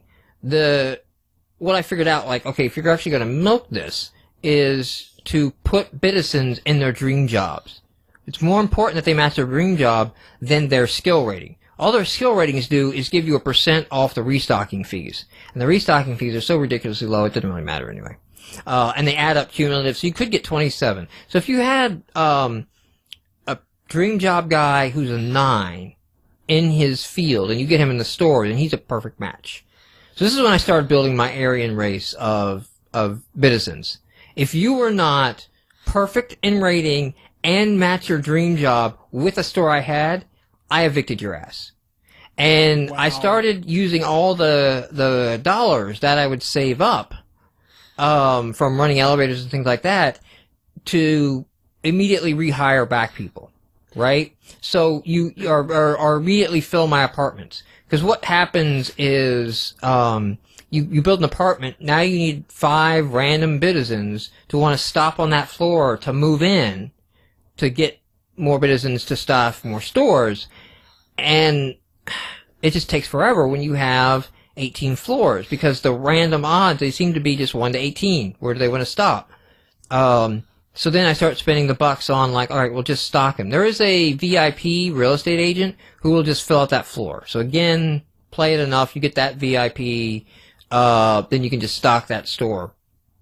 Or stock the, fill up the apartment with the 5 citizens. But then I'd go through and I'd evict many times 5 out of 5 if they didn't match perfectly. Because what I'm doing is increasing all the stocks of all the stores so that really, I don't have to play the game anymore. That's actually what I was playing to. Like, I realized, like, the way I'm gaming this is, like, once this gets set, the stores will all stock insane amounts. Okay? It'll take insanely long to restock, too. So basically, I'll play the game twice every 12 hours. And be making the most possible profit that I can. So basically, you built this around not the natural way you would play, but the way you would play without having to pay money. The most efficient way without having to pay money, basically. I'm just running. I'm reading through any stag comments of like lessons into the next baby maker. I think it definitely plays the next baby maker. I think making it so that like it's hard to get through like say the first 60 meters, but then all of a sudden like the amount of bonusing that happens for boosting that happens between like say 60 and 80 makes it so that you almost never stop there and artificially like giving me that sense of I am baby maker god, like I got to this point and then I just shot by, and had this crazy insane run. You're crafting the point on it in extra credits. You're crafting the experience of the gamer. Think of the experience you want them to have. You want them to have highs and lows and take them on that joy coaster ride. And then if you do it in such a way that it's not obvious, you know what I mean? It makes it feel like the Bittisons in there. It made it feel like 6 hours, but it's stocked for so much longer. It must make so much more money. When actually the time per coin was exactly the same on all stores, Yeah, and in the case of Bejeweled, it's not even the case of using like, something obvious like a curve or a linear change or whatever. It's tweaking it, and this is the issue of any sort of game balance, from even like tabletop games to whatever. It's figuring out a balance that works for the particular feel you want to achieve. Talking about something I haven't played, Jetpack Joyride. He was talking about learning from it. Well, I was listening to him, but I have to read you. The person who's supposed to be watching the chat for relevant comments is off playing FarmVille. Not. It might as well be. Do you even have the chat up, or do you have your damn web game up? Do you have some... Check her tabs. Does she have the... Yes, I have the web game up, but I've got it up right now. See, yeah. And I didn't even have to press it just to show you. See, this is the thing, though. Like, playing a game like Game Dev Story, I come back and I go, I totally get why people play FarmVille now. But I also come away with it like, I just spent a couple hours doing what? It's the wrong addiction. It's not the fun addiction. It's the need. It's the need addiction it's stroking. This is not like your fine... It's why I quit playing MMOs. This is not your fine, like, bourbon or whiskey or something that you have a glass right before you go to bed and, whatever. This is like the meth that, you play, you take, and you keep taking, and, Yeah, it's why I quit playing massive online role-playing games. Exactly. Because there's a level treadmill, and I was spending so much time in these games. There's equipment treadmills. Once you hit the top. And there was no enjoyment. There was just, I need the level tonight. Yes. I need to make that bar ding. this Pavlovian dog type, you know. And I play games to relax. Yes. And so, like, it defeats the purpose. And, you know, there's also the thing of, like, I have sunk so much time into this game. I could have done so many other things, Yes. and gone out with so many other women, but no, I spent all this time on the MMORPGs. What's interesting, though, is I kind of, like, at least role-playing games, at least, like, MMOs, like, They World were of Warcraft good. and Sky, or, FarmVille, because of the Oblivion. Oblivion? Was one that I got sucked into, but I actually felt like I was accomplishing something because I was getting out and exploring, and Yeah, there's a story to that. yeah, and- there was not just a story, but there was my particular story. But at the same time, I'm like, I'm an explorer type.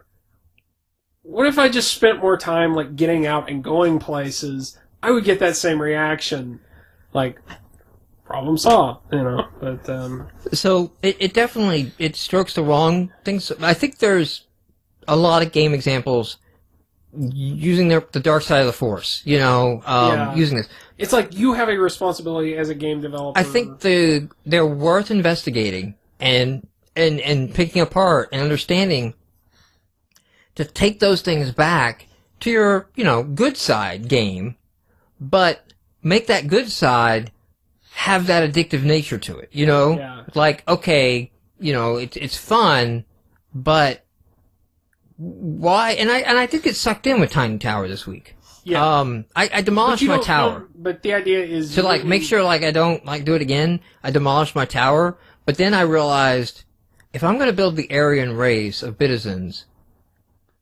it's easier to do this when I only have 2 floors. Because then it's a 50-50 shot whether they go to the apartment. And now I can just keep evicting them until I get 3 perfect little Bitizens that match the master race in the first store before I add the second store. But In you fact, aren't building I'm not up. even going to add the second store. My third story is not going to be another shop for money, because we're not about money now, we're about the master race. It's going to be another apartment building so that I can increase the rate at which I reject people for not being perfect. Well, see, that's funny because you're basically changing the terms of the game, kind of like what I did with Game Dev Story was, you know, you're like, the point of it is to make Teaching the of game year. to play tic-tac-toe. And I'm like, no, I kind of wanted to unlock as many genres and types as I could and level them up, and I felt like I accomplished something. And it's interesting how, like with Tiny Tower, you're especially because building up the tower actually does feel like, I'm assuming, feels like the way to progress, and it may not be, depending on what your goal is. Yeah. So, look at the chat and see if we got anything else. Terraria. Yeah. It's in Terraria. I bought Terraria on Steam. I have not played it yet. I played Terraria a little bit with my daughters, but it's mostly... the reason I'll play Terraria is the reason I'll still play Minecraft. It's the social. Yeah, I like the building aspect. I like building socially more.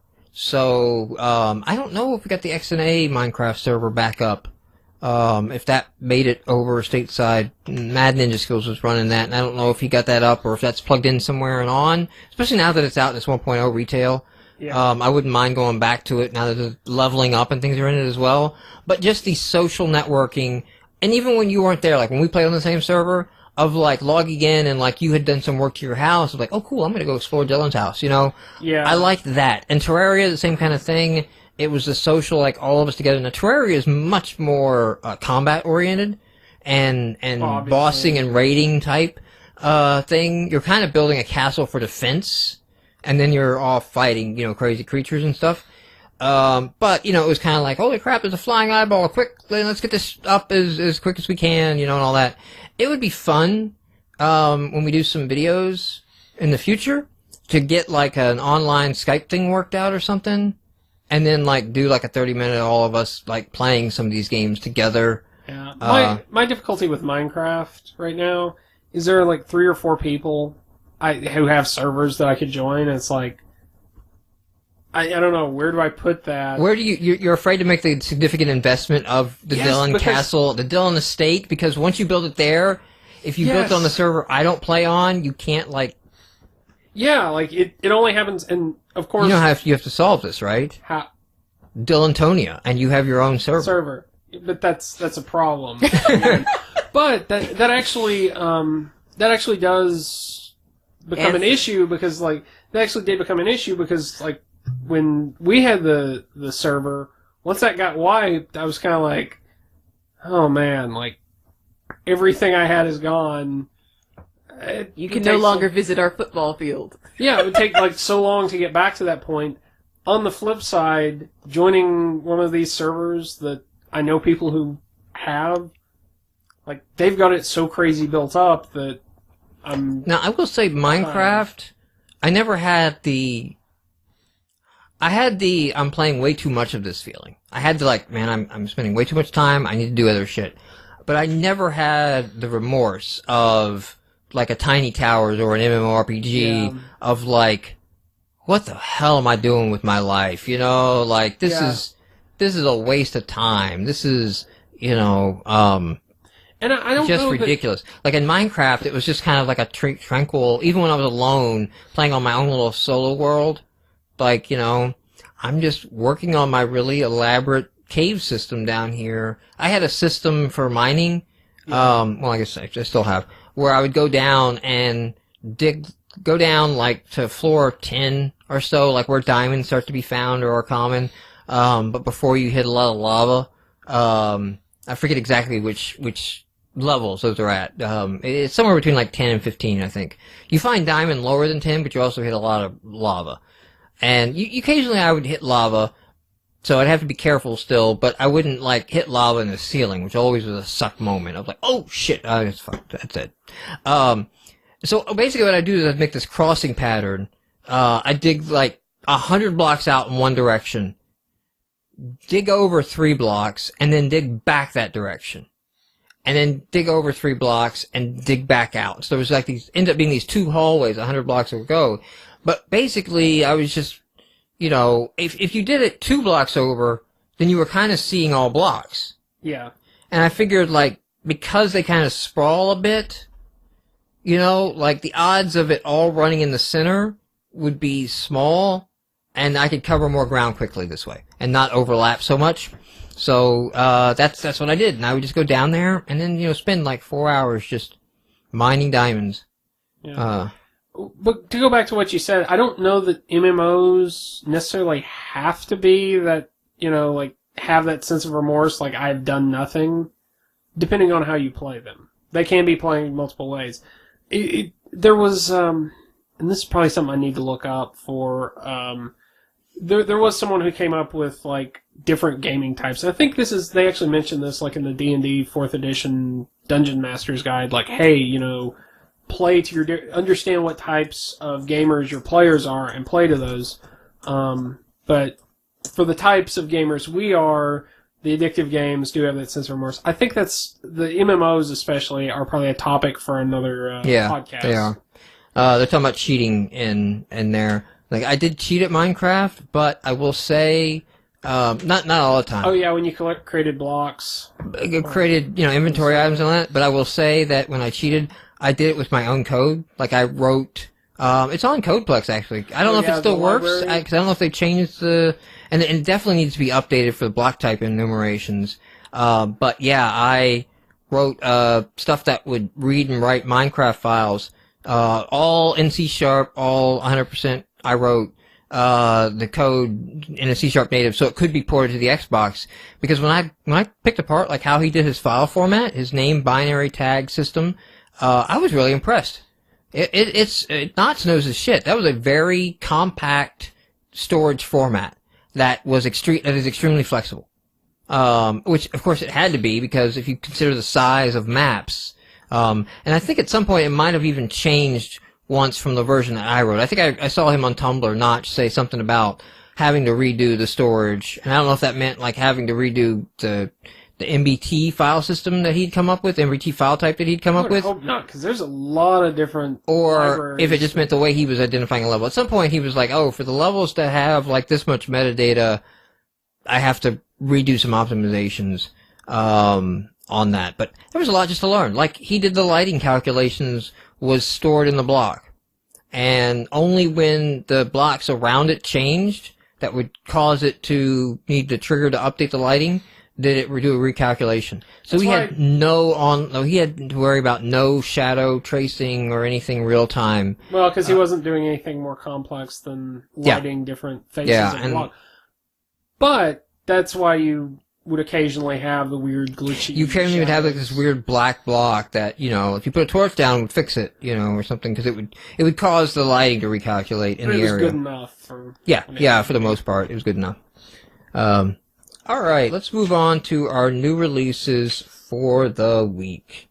Our first game up this week is Let's Get Fiscal. And this one here is... Oh, what was the developer's name? Baller Industries. Baller Industries. They did Get Rich or Die Gaming, which I did enjoy. I thought for the story that it got in the game, it was worth playing. Like, it was just kind of this crazy, over-the-top point-and-click adventure story. The point-and-click adventuring wasn't, you know, anything novel or great, but I dug it.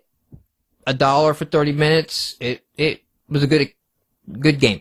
So I was kind of excited to see this one come up.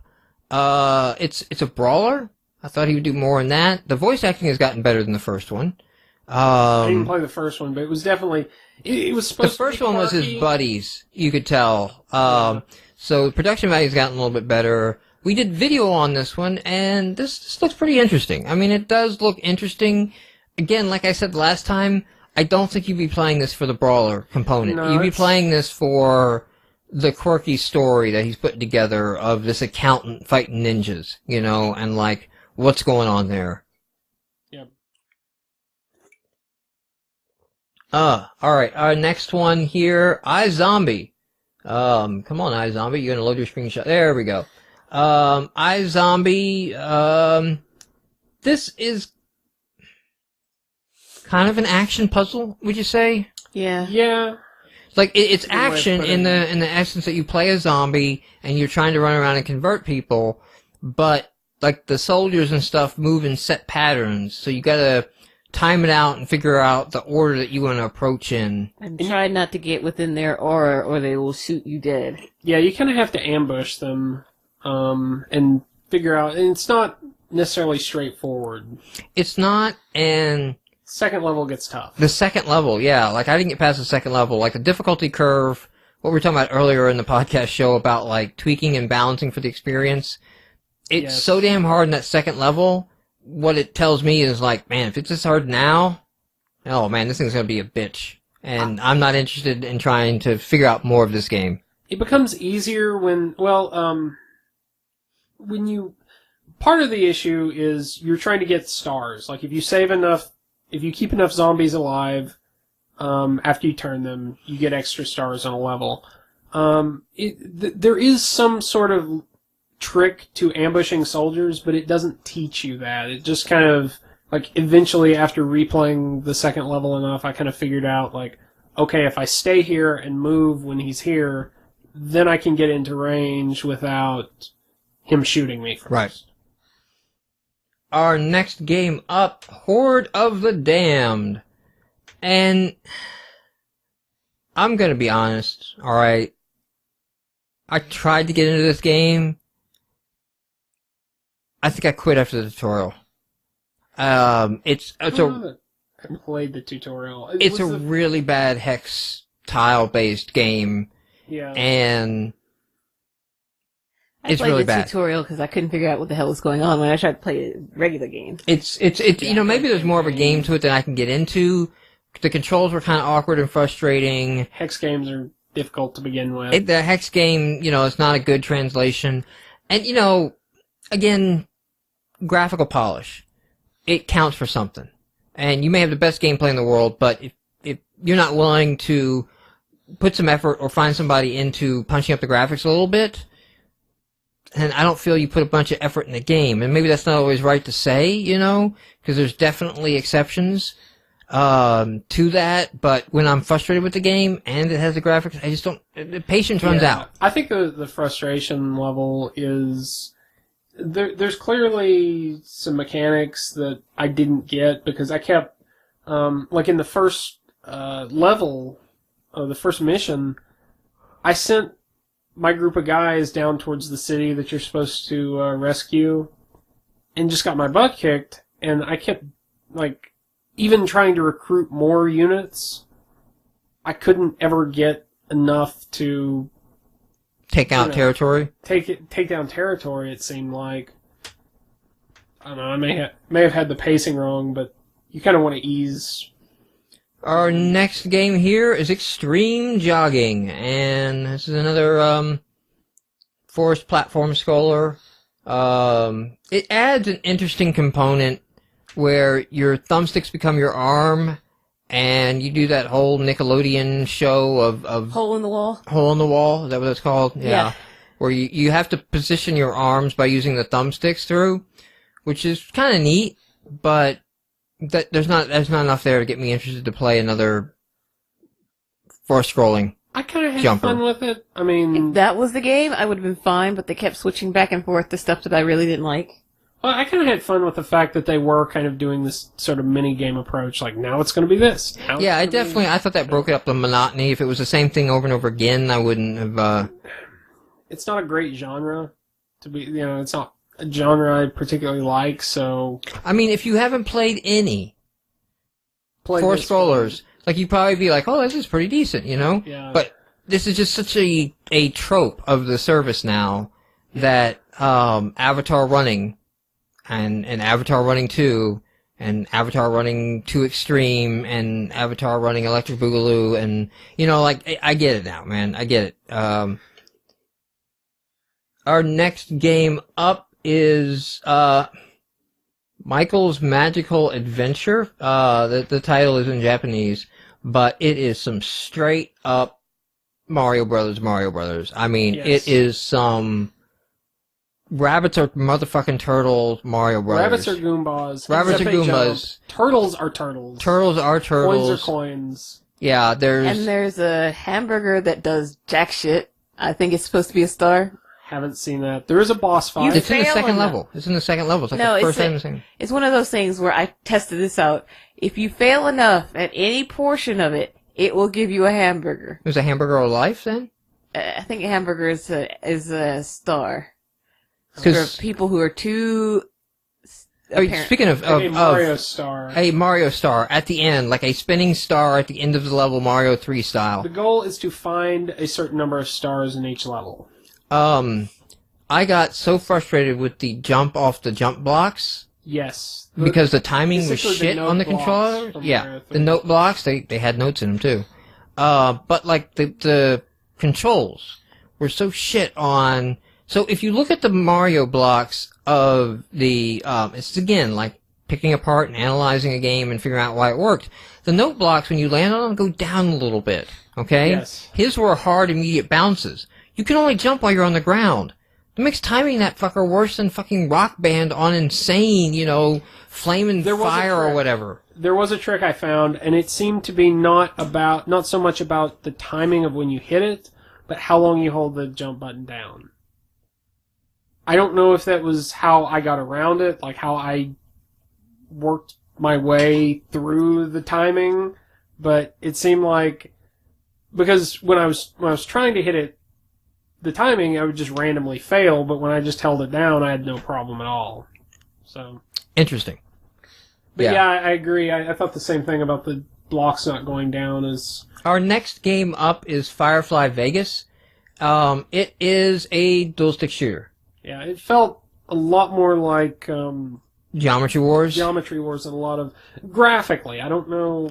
It definitely. It's been a while since I played Geometry Wars, but it definitely feels like much closer. It's good. It looks pretty. Again, this is a very oversaturated genre, especially on Xbox Live indie games, and I didn't see it like. What are you doing? It's almost 2012 now. You're putting out a dual stick shooter that's just a dual stick shooter. Not interested. Like, you want to play Geometry Wars, play Geometry Wars. You want some novel stuff, especially if you've gone in and played the Radiant game stuff, for different takes and different aspects on what you can do with dual stick shooters. And so it's not a bad game, but it's a game I'm not interested in playing. Yeah. Crazy Particles, this was some kind of, tech demo bullshit. Not a screensaver because you could control it, but kind of a Colonies Neo Civ. So this is by the Agent Kindle guys, and it has a lot of CG, a lot of three-dimensional CG rendered cutscenes, full motion FMV, full motion video sequences. The gameplay is really a 2D. It's a 3D world, but it's a 2D almost on rails shooter. Only you're not moving, so you're not on rails. It's a 2D shooter, not on rails. 2D cover-based shooter. Yeah. Cover-based 2D shooter that you can't... It's like one of those arcade games with a gun in it. Exactly, yeah. It's a duck hunt. It's pretty much Duck Hunt, no zapper. Which was a mismatch, really. It's not necessarily bad, but, you almost get set when you watch the level of... Voice acting is excellent. The CG is pretty good.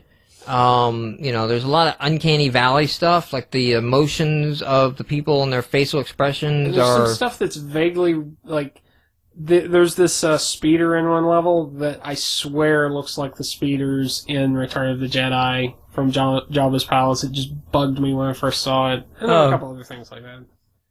So there's a definitely evolution between Agent Kindle and this. They're honing their craft. I can see this in the development shop, but you're almost set up for okay, I'm ready for some Mass Effect shit to go down, and it's this never happens.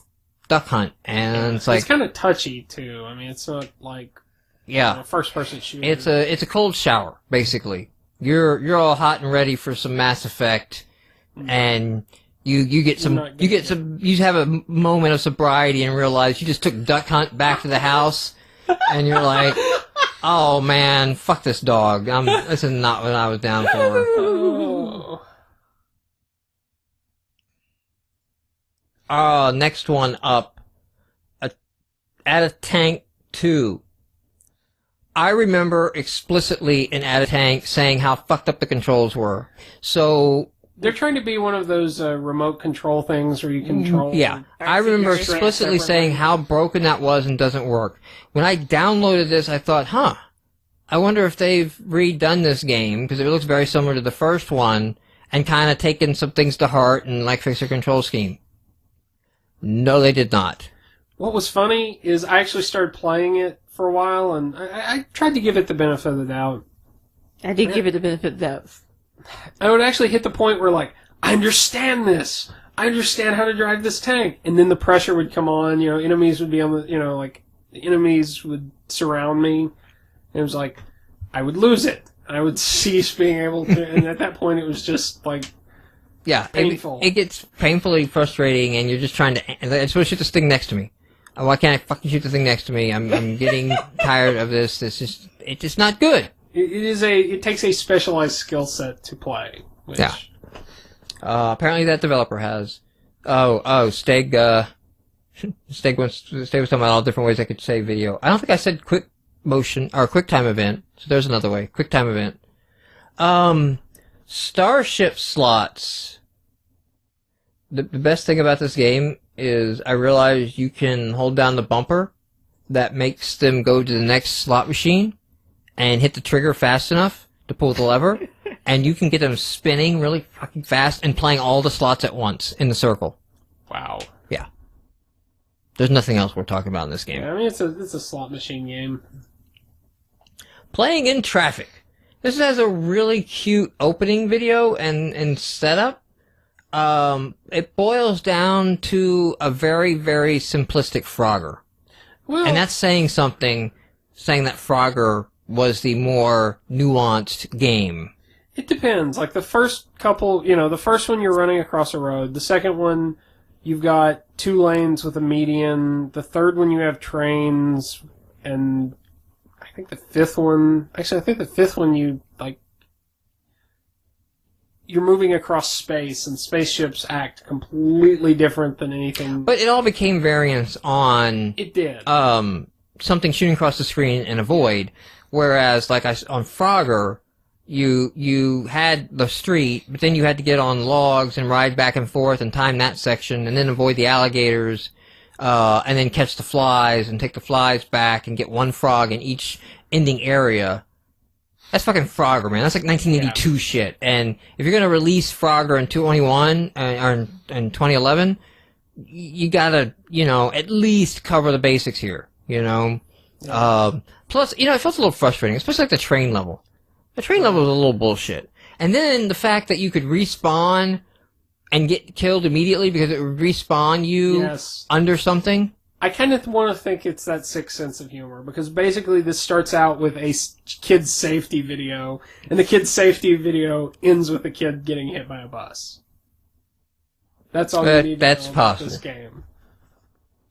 Next one up is Silver Dollar Game, Homeless. And we did video of it because this quite possibly could be the last Silver Dollar game we ever play. And we wanted to cherish the moment. Oh. And Willie was here for this, so we just handed him the control. We need to be nice. It's Christmas. Oh, well, first of all, we need to let Cicely know that Cassie, who you implied sexual intercourse was occurring with John, I said it could be. is his sister. It was my fault for asking. Why are you doing this to your sister, man? And as a big sister, what the fuck? Hold on. One way or the other, the game definitely had the feel of, this is not for the gamers, I'm making this and this is for East the Tennessee, person. so still. Well, no, I mean, I think that's a nice gesture. First of all, he's there in Canada. But, Long nights, if eh? Cicely is drunk I think, enough, drunk everything Cicely happens where implying she is. incest is occurring within Silver Dollar Games. I'm not even going to ask Jonathan to come on the show anymore. First I said, what the And he had fuck? a really great post on the forums in the new dashboard thread, too. Oh. I thought, it was like, hey, that's pretty good, thought, look. I do feel partially responsible for that because I asked, who is Cassie? And really, there's... But I was just willing to dismiss it. I was like, that's probably somebody he knows. Exactly. But it's someone he knows well enough to want to do a game for. Yeah. Anyway. Oh, we did video on this. It's another interesting story. It is an interesting story game. The complaint I have about this is that when you're collecting the change, he throws out something like "thank you" or "spare change," and that constantly interrupts the story. And restarts it. So I never hear the story, and by the time I've completed the first level, I didn't care. It didn't suck me in like Fatal Seduction did of I really need to know what the hell's going on now. I think the expectation is that you have to wait for, you can't just keep firing off. But, I could But I did. reach that goal so easily by doing that, Well, you only got to play the first level, so it's hard to tell. It is. First So day. I think a rare slip up in the Silver Dollar Games subgenre of story games that are going to get you the $1 to play the story, because all those others have maybe want to here's the $1, all right, let's find out what happens. But no stock photography, no weird No, I think it was stock gender photography. issues. I think that Okay. I think the people walking back and forth and the dude there, stock. The buildings, stock. I think all that. Well, but they weren't as obviously stock as some of the other games. Next one up is Card Creator Christmas, and I said, you know what? We're not going to be doing games anymore, and fuck it, I'm not even playing that. So Yep. that was my thought on that. Avatar Gold Grab Xmas version. I want you to know that I played this. I did play Mr. Card Creator Game. I did not play your game. I said, fuck your game. But then I went ahead and played Avatar Gold Grab Xmas version. Because it was at least a game. a hint of a game somewhere. And it was just basically mash the button first. And so 20 seconds later, I exited out of that game too. But it got 20 seconds. More than... Game Type is our next game. Mommy's Best Game. Triumphant Return. Like Jesus rises 3 days later to return to the Xbox Live Indie I service. think this is... well, okay. First of all, I didn't know parkour was a martial art. I just thought it was a bunch of kids running and jumping. But you can use that in some combat scenarios. Apparently so. And you have to scream parkour when you do it. But there are actually 2 games. There are 2 games. The first game is to find the game in the new dashboard, which is a nice commentary on how shitty and ad-packed the new dashboard. The second part, when you find the game, is that the ads have come to life now and are attacking you. It's really a scrolling shooter that you go for high score, like just see how long you can go on high score. It's pretty telling that what Mommy's Best Games bangs out, and I'm going to say a week. I have to wonder if this is an engine that they've kind of played around with. Still, I'll drag this even out. as an engine, I can make like they this probably didn't have an engine for the dashboard. No, that you is better than a lot of is what's shown. Like there's balance to the shooting game. Now, granted, shoot one up, and some of the other games they have experience before, but I just want to imagine, though, that it's so brilliant. Like, the commentary is so brilliant on Xbox Fat Live guy Indie and skinny girl or whatever is the ad in that one. Well, that. Like, they have the general cultural commentary, the general commentary on the Xbox. But it was like, I have to imagine he saw the new dashboard. He saw what happened to indies. He said, I could go, you know what? I'm going to go write a long, angry forum post. No, wait. Games are art! And thus this was born. Yeah, I did a video. He did a game. I think, he, hats off. It's worth checking out. I mean, it's not an amazing game. And, this is more of just commentary on the service and in reference humor.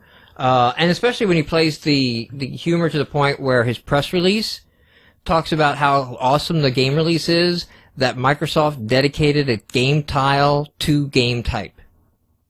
Because the parkour game, the parkour girl in the game is based off of the stupid graphic that now marks where you go to find indie games. Flirt. So Flirt's another stupid chat app, just trying to use a sex sells type thing. Couple issues with this. One, if you go in and you go to chat, you just listen to the thing tell you can't chat because you haven't bought the game. Because Xbox Live, right. You can't. There are 4 options for chat. I'm a guy looking for a girl, I'm a girl looking for a guy for guy, and girl for girl. So 2 straight to homosexual options. If you pick any of the homosexual options, you don't even get the person telling you have to, you're going to have to buy the game to experience chat. It just tells you have to buy the game to unlock this. You can't unlock talking with a randomly generated avatar. Exactly. Internet flirting chat is defined as between a man and a woman, and homosexuals must pay to even indicate their preference on the service. It almost seems like it could be pulled on that alone, like somebody could trump up an offense charge. Like, that is offending to LGBT. It's just stupid to be, it's too limited in files. It is, so it should just be pulled. I mean, it honestly, there's a rule where your trial game has to have a trial of the game, and maybe you could pull it on that or something. Your game is an online matchmaking service. Yeah. What are you gonna do? We've spent too much time talking about this. Yes, we have. Fierce game hunting. I have words. Go ahead. Everyone has words. Go ahead. That's how we communicate. Okay, there's this big story about how you're supposed to be preserving all the big wild game, and you tag these people, and people are going to come after the hunters who hunt the games that you've been tagged, and I thought you were going to go in and you're going to hunt the people who have been tagged after you tag these suckers, and it goes in, and you can't figure out how to aim at the shit, and then once you figure out how to aim at the shit by sheer random luck, then all you're doing is shooting your deer. You're not going after your It's a whole hunters. line of bullshit of like, no, we're tagging them and putting this. No, you're just fucking shooting deer, all right? I I don't know why so ready you to go went through all that after some effort. hunters. It's Deer Hunter. I wanted to go after deer hunters.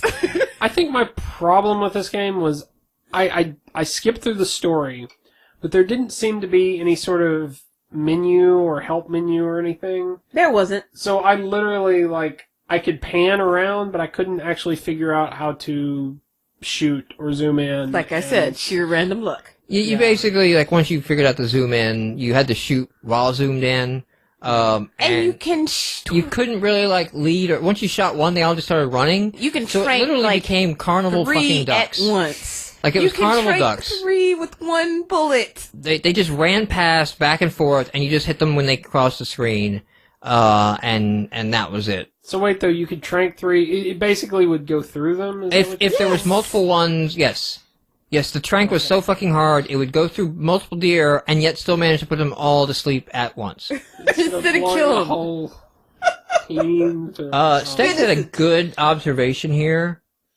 Put together the Flirt Girl cover box art with the Fierce Game Hunter. Because they both have a white background. And they both have a white background, but basically where the deer is going to be going down on the Flirt Girl. So and you have some bestiality. Yeah. Adding loud on the I would play that game more than either one of these two. Sticks. What was that for? Like, for putting the image in your mind? Yes. Our next one up we did video on, it is Attack of the Zombie Horde. Now, the reason that I kind of lobbied for and said, like, hey, let's go ahead and do video this is a pretty standard fare dual-stick zombie shooter with your level upgrades between sets. There is a boss.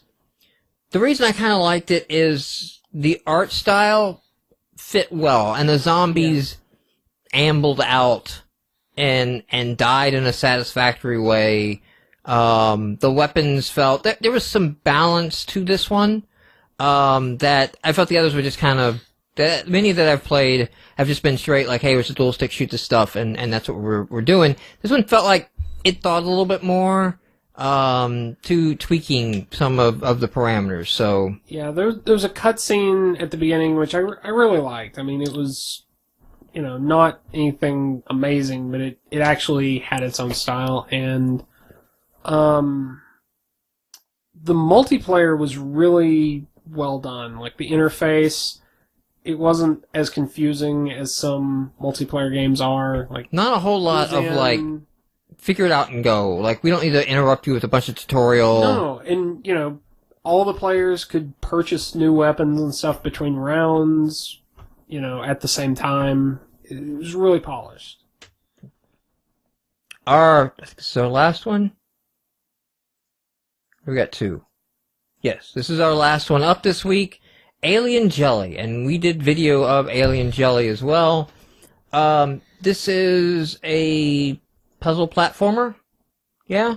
More or less, yeah. I would almost call it more an action puzzle game. It's not really platforming. There's a lot of timing-based, reflex-type scenarios. But basically, you play an alien in a gelatinous cube, and the cube can kind of roll over and walk down these other cube paths. And you're trying to get to the exit while collecting all these stars and energy crystals or whatever along the way. And I guess as it goes on, you get more complex with what you have to do to get there. Some of it's timing to get a part of it. Some of it's you're controlling multiple cubes, so you have to move them into certain positions so you can go on. It looked pretty well, and I gotta say, for doing 3D, the camera controls were done really well. Like, I had no frustrations with being able to get the right view angle that I wanted. Yeah. Like, it was always just doing the right thing when I tried to move the camera. Yeah, and I actually think the difficulty curve was really good. It wasn't too frustrating. It kind of eased you into the concepts, because, there's a time rewind function. There are things that can actually kill you. Later on, there's the ability to switch between cubes, and you have to get all the cubes to the rescue ship.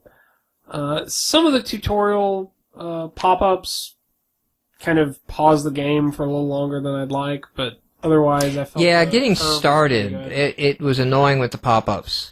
Definitely.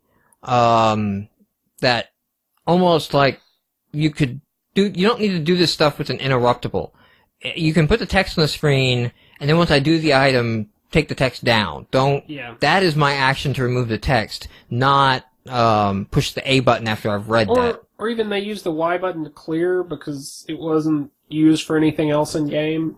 You just use the Y button to clear it off the screen. Steg's mentioned is it Sunburn. I think this was the Sunburn game this week, wasn't it? One of them was Sunburn. I do not remember. There was a Sunburn game this week, and There was. I can't. I remember the logo coming up. I don't remember which one that was. So that wraps up our games for this week. Game of the week. Let's see. Video was on Alien Jelly. Attack of the Zombie Horde. No. Game type. No. Homeless. No. Colonies. Nope.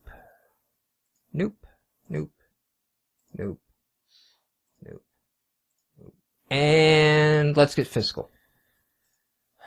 It's a tough choice, but my first pick is going to be game type. Game type as game of the week? Now, is this in playing the game, or is this in the humor and what the game was pointing out? And... It's really both. Like, it's probably not... Well, okay, maybe... now that you mention it... And I asked that because I have the same reaction. And that's why I didn't offer anything up, because, like, as the guy, the inside baseball, it's game type, for what it represents and all of that. But I'm not going to go mess with it again, though. I mean, I'm not going to mess with it again. Okay. And running through the other options might help here. So I'm not going to push it for silver dollar games. The Colonies, Neo Civ, no, I don't think that either. I feel like Let's Get Fiscal and Alien Jelly are both in there. Alien Jelly is really, really an enjoyable game. Like, and it's doing something kind of different. Like, if you both were on Alien Jelly, that I would be fine with that. I am not a fan of the platform genre of this type of game. No, I understand. I'm not enough to say one way or the other whether I think that this is a good or bad version. Yeah, I haven't played a lot of those type of games either. I generally enjoy it. It's not like an RPG, like instantly, like yes, that. I used to play more of them, but this one, except for the weird Mars Attacks link, it's not got much for me. Yeah. But out of the games that were released, it's a really solid game. Sure. Let's Get Fiscal. That one was weird in a different way, and it felt like the Street Brawlers, and I just wasn't sure I liked it or not. Yeah. Well, and again, I don't expect it to be a good Street Brawler, because that doesn't seem to be their thing. No, and I actually game type and Let's Get Fiscal are really similar in the way I approach them. It's like they're a decent game.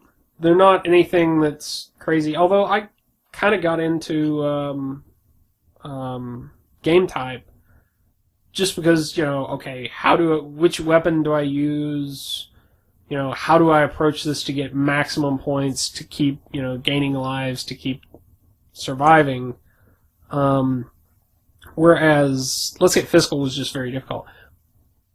They were a decent game, but what they had on top of that was a really funny presentation. So, I think my thoughts right now is I haven't played much of Let's Get Fiscal to go on, but I liked his first game because I liked the humor. Yeah. And I'm liking his second game because I like the humor. The second level was slightly annoying. The boss fight. Yeah. I don't know, maybe you're meant to die in that scene. Like, he could have been very easily like, you're supposed to die or something. It 'Cause just seems crazy I hard. died Like, the in- difficulty curve goes off a cliff at that point. I don't think that going through a continue or two is necessarily a good thing in the second level. Yeah, that's what I mean, for game balance. Like, if that's where it's going, I'm concerned about the balance of the game. Super, like, hardcore final fight. So, so I would probably go either game type or alien jelly. If you guys prefer alien jelly, I'll support it. If not, I'll say game type. Well, I was going to say, it kind of comes down... Game type is number 1, alien jelly is number 2 for me, so... I'll go with that. Game type? We're going to game type as the game of the week, or alien jelly? Which one did you like? Okay, what is your order there? She's over the legal limit right now, so you gotta, like, explicitly get her to state what she said. Fuck you. Because what she's saying and what she thinks she's saying might not be the same thing. She may not even be qualified to do this. I mean, this is like... No, you are qualified. You need to be... She's more qualified than us. You should be drunk before you're messing around with indie games. That is a bad thing to say, sir. That is That's a a very tagline bad thing for to say, something. sir. That is a tagline.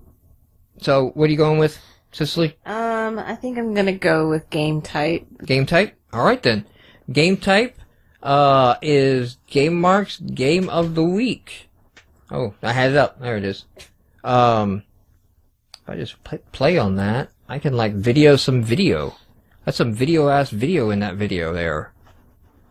Yo, dog, I heard you like videos, so I videoed in your videos so you can video while you video. Don't do that again, please.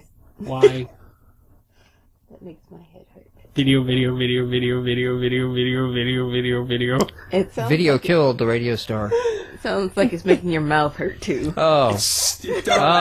Any like wrap up here in chat? I guess the 3D game is a Sunburn one.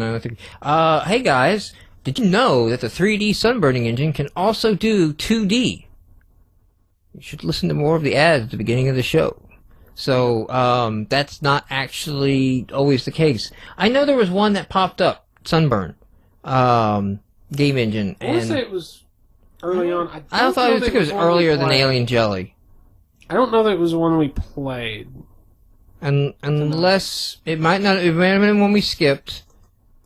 But yeah, I don't know. Extreme jogging, maybe? I don't know. Possibly. Yes. That would make sense. Extreme jogging. Yes, that was it. I think it was extreme jogging because it was, oh, it's a Sunburn. Oh, they just took it and kicked out an Avatar game. They did kick out an Avatar game, but as opposed to like a lot of the Forced Runners. No, Penultimate Dragoon, Penultimate, Pecunious Dragon, that used Sunburn in 2D. Yeah, I do remember that because we actually talked about that because there was, you were like, oh yeah, I know how. I don't even remember you guys reviewing. We did it for 5 minutes or 15 minutes ago when we were doing our new release list. We covered extreme jogging. How drunk are you, Stags? That's the question. And you have someone you can call just in case. There was to him, it was probably just this long string. It probably was. was. I'm pretty sure that's what people are. Yeah, it probably was like, hey, it's late. I'm falling asleep because you guys are that boring. You're hating on something. It's just, what are you hating on? All right. Well, I think that wraps up the show. If you have ideas or topics, we're going to kind of move into more of a topical type, thing like we did with the mechanics of games and analyzing some games and stuff like that. We're just going to go with it, and it might be more based on the guest, that we have this week that we delve into those kind of topics. But I think maybe we ought to almost time it and because some of these well, it'll help when I have the musical cues because, I'll play them and it's like, okay, we've gone this far and, I have some of the sections can be more flexible, but the news section, okay, we're going to keep news to 15 minutes and just cover a few news items because not being gamer focused, I don't feel we need to stay up on as much news, of if it's not indie relevant to an indie developer. I don't stay up on much gaming news. I just play what's there, yeah. But So I think I think if we time it, we avoid getting, like, covering 2 shows worth of different topics in one segment. The ghost, so Smiler Tuna is talking about exactly how each AI ghost works. The original Pac-Man, the ghosts don't have any AI. They're on a set system of the way they move. So that's how you can get, like, the perfect on the 127 levels, is just by memorizing the patterns of the ghosts. So there you go. Question answered. That will suffice for our email segment, I think. Sure. Demystified Pac-Man. Sorry. Alright, that's gonna wrap it up for us. Thank you everybody for tuning in. Thank you for downloading and listening to the show on podcast version, or watching us if you watch us live on YouTube. And by this point, the audio is probably way the fuck out of sync because for some reason it just never stays in sync, and I don't give a fuck to fix it. That's the truth of that. We'll be back in a week. Oh, hey, we got a contest too. So go to giveaway.gamemarx.com and register to win our Indie Mega Pack and get over a collection of over 50 indie games. You get all of them. We're not doling them out, and we'll give away 5 mini packs leading up to them. If you're not like, hey, I really don't want to, I don't want all the indie games, or I have a lot and I'll let somebody else win, go register for the contest anyway, just to complete the little survey we got up. So we got some survey of, like, what would you like to see add to indie games, what kind of indie games you play, what are your favorites.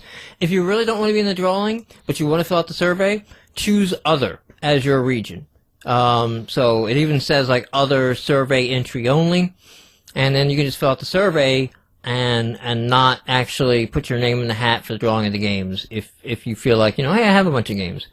Or I have a lot of these that are listed, or, things like that. So, or you're a developer, maybe you feel like I shouldn't, take from the stash. But I think I looked before the show, I think we've had like 75 or so, entries into the contest.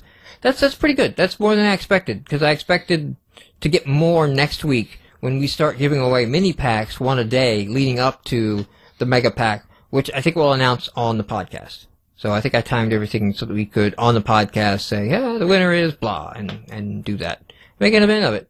Alright. Thank you everyone for watching, and we will be back next week.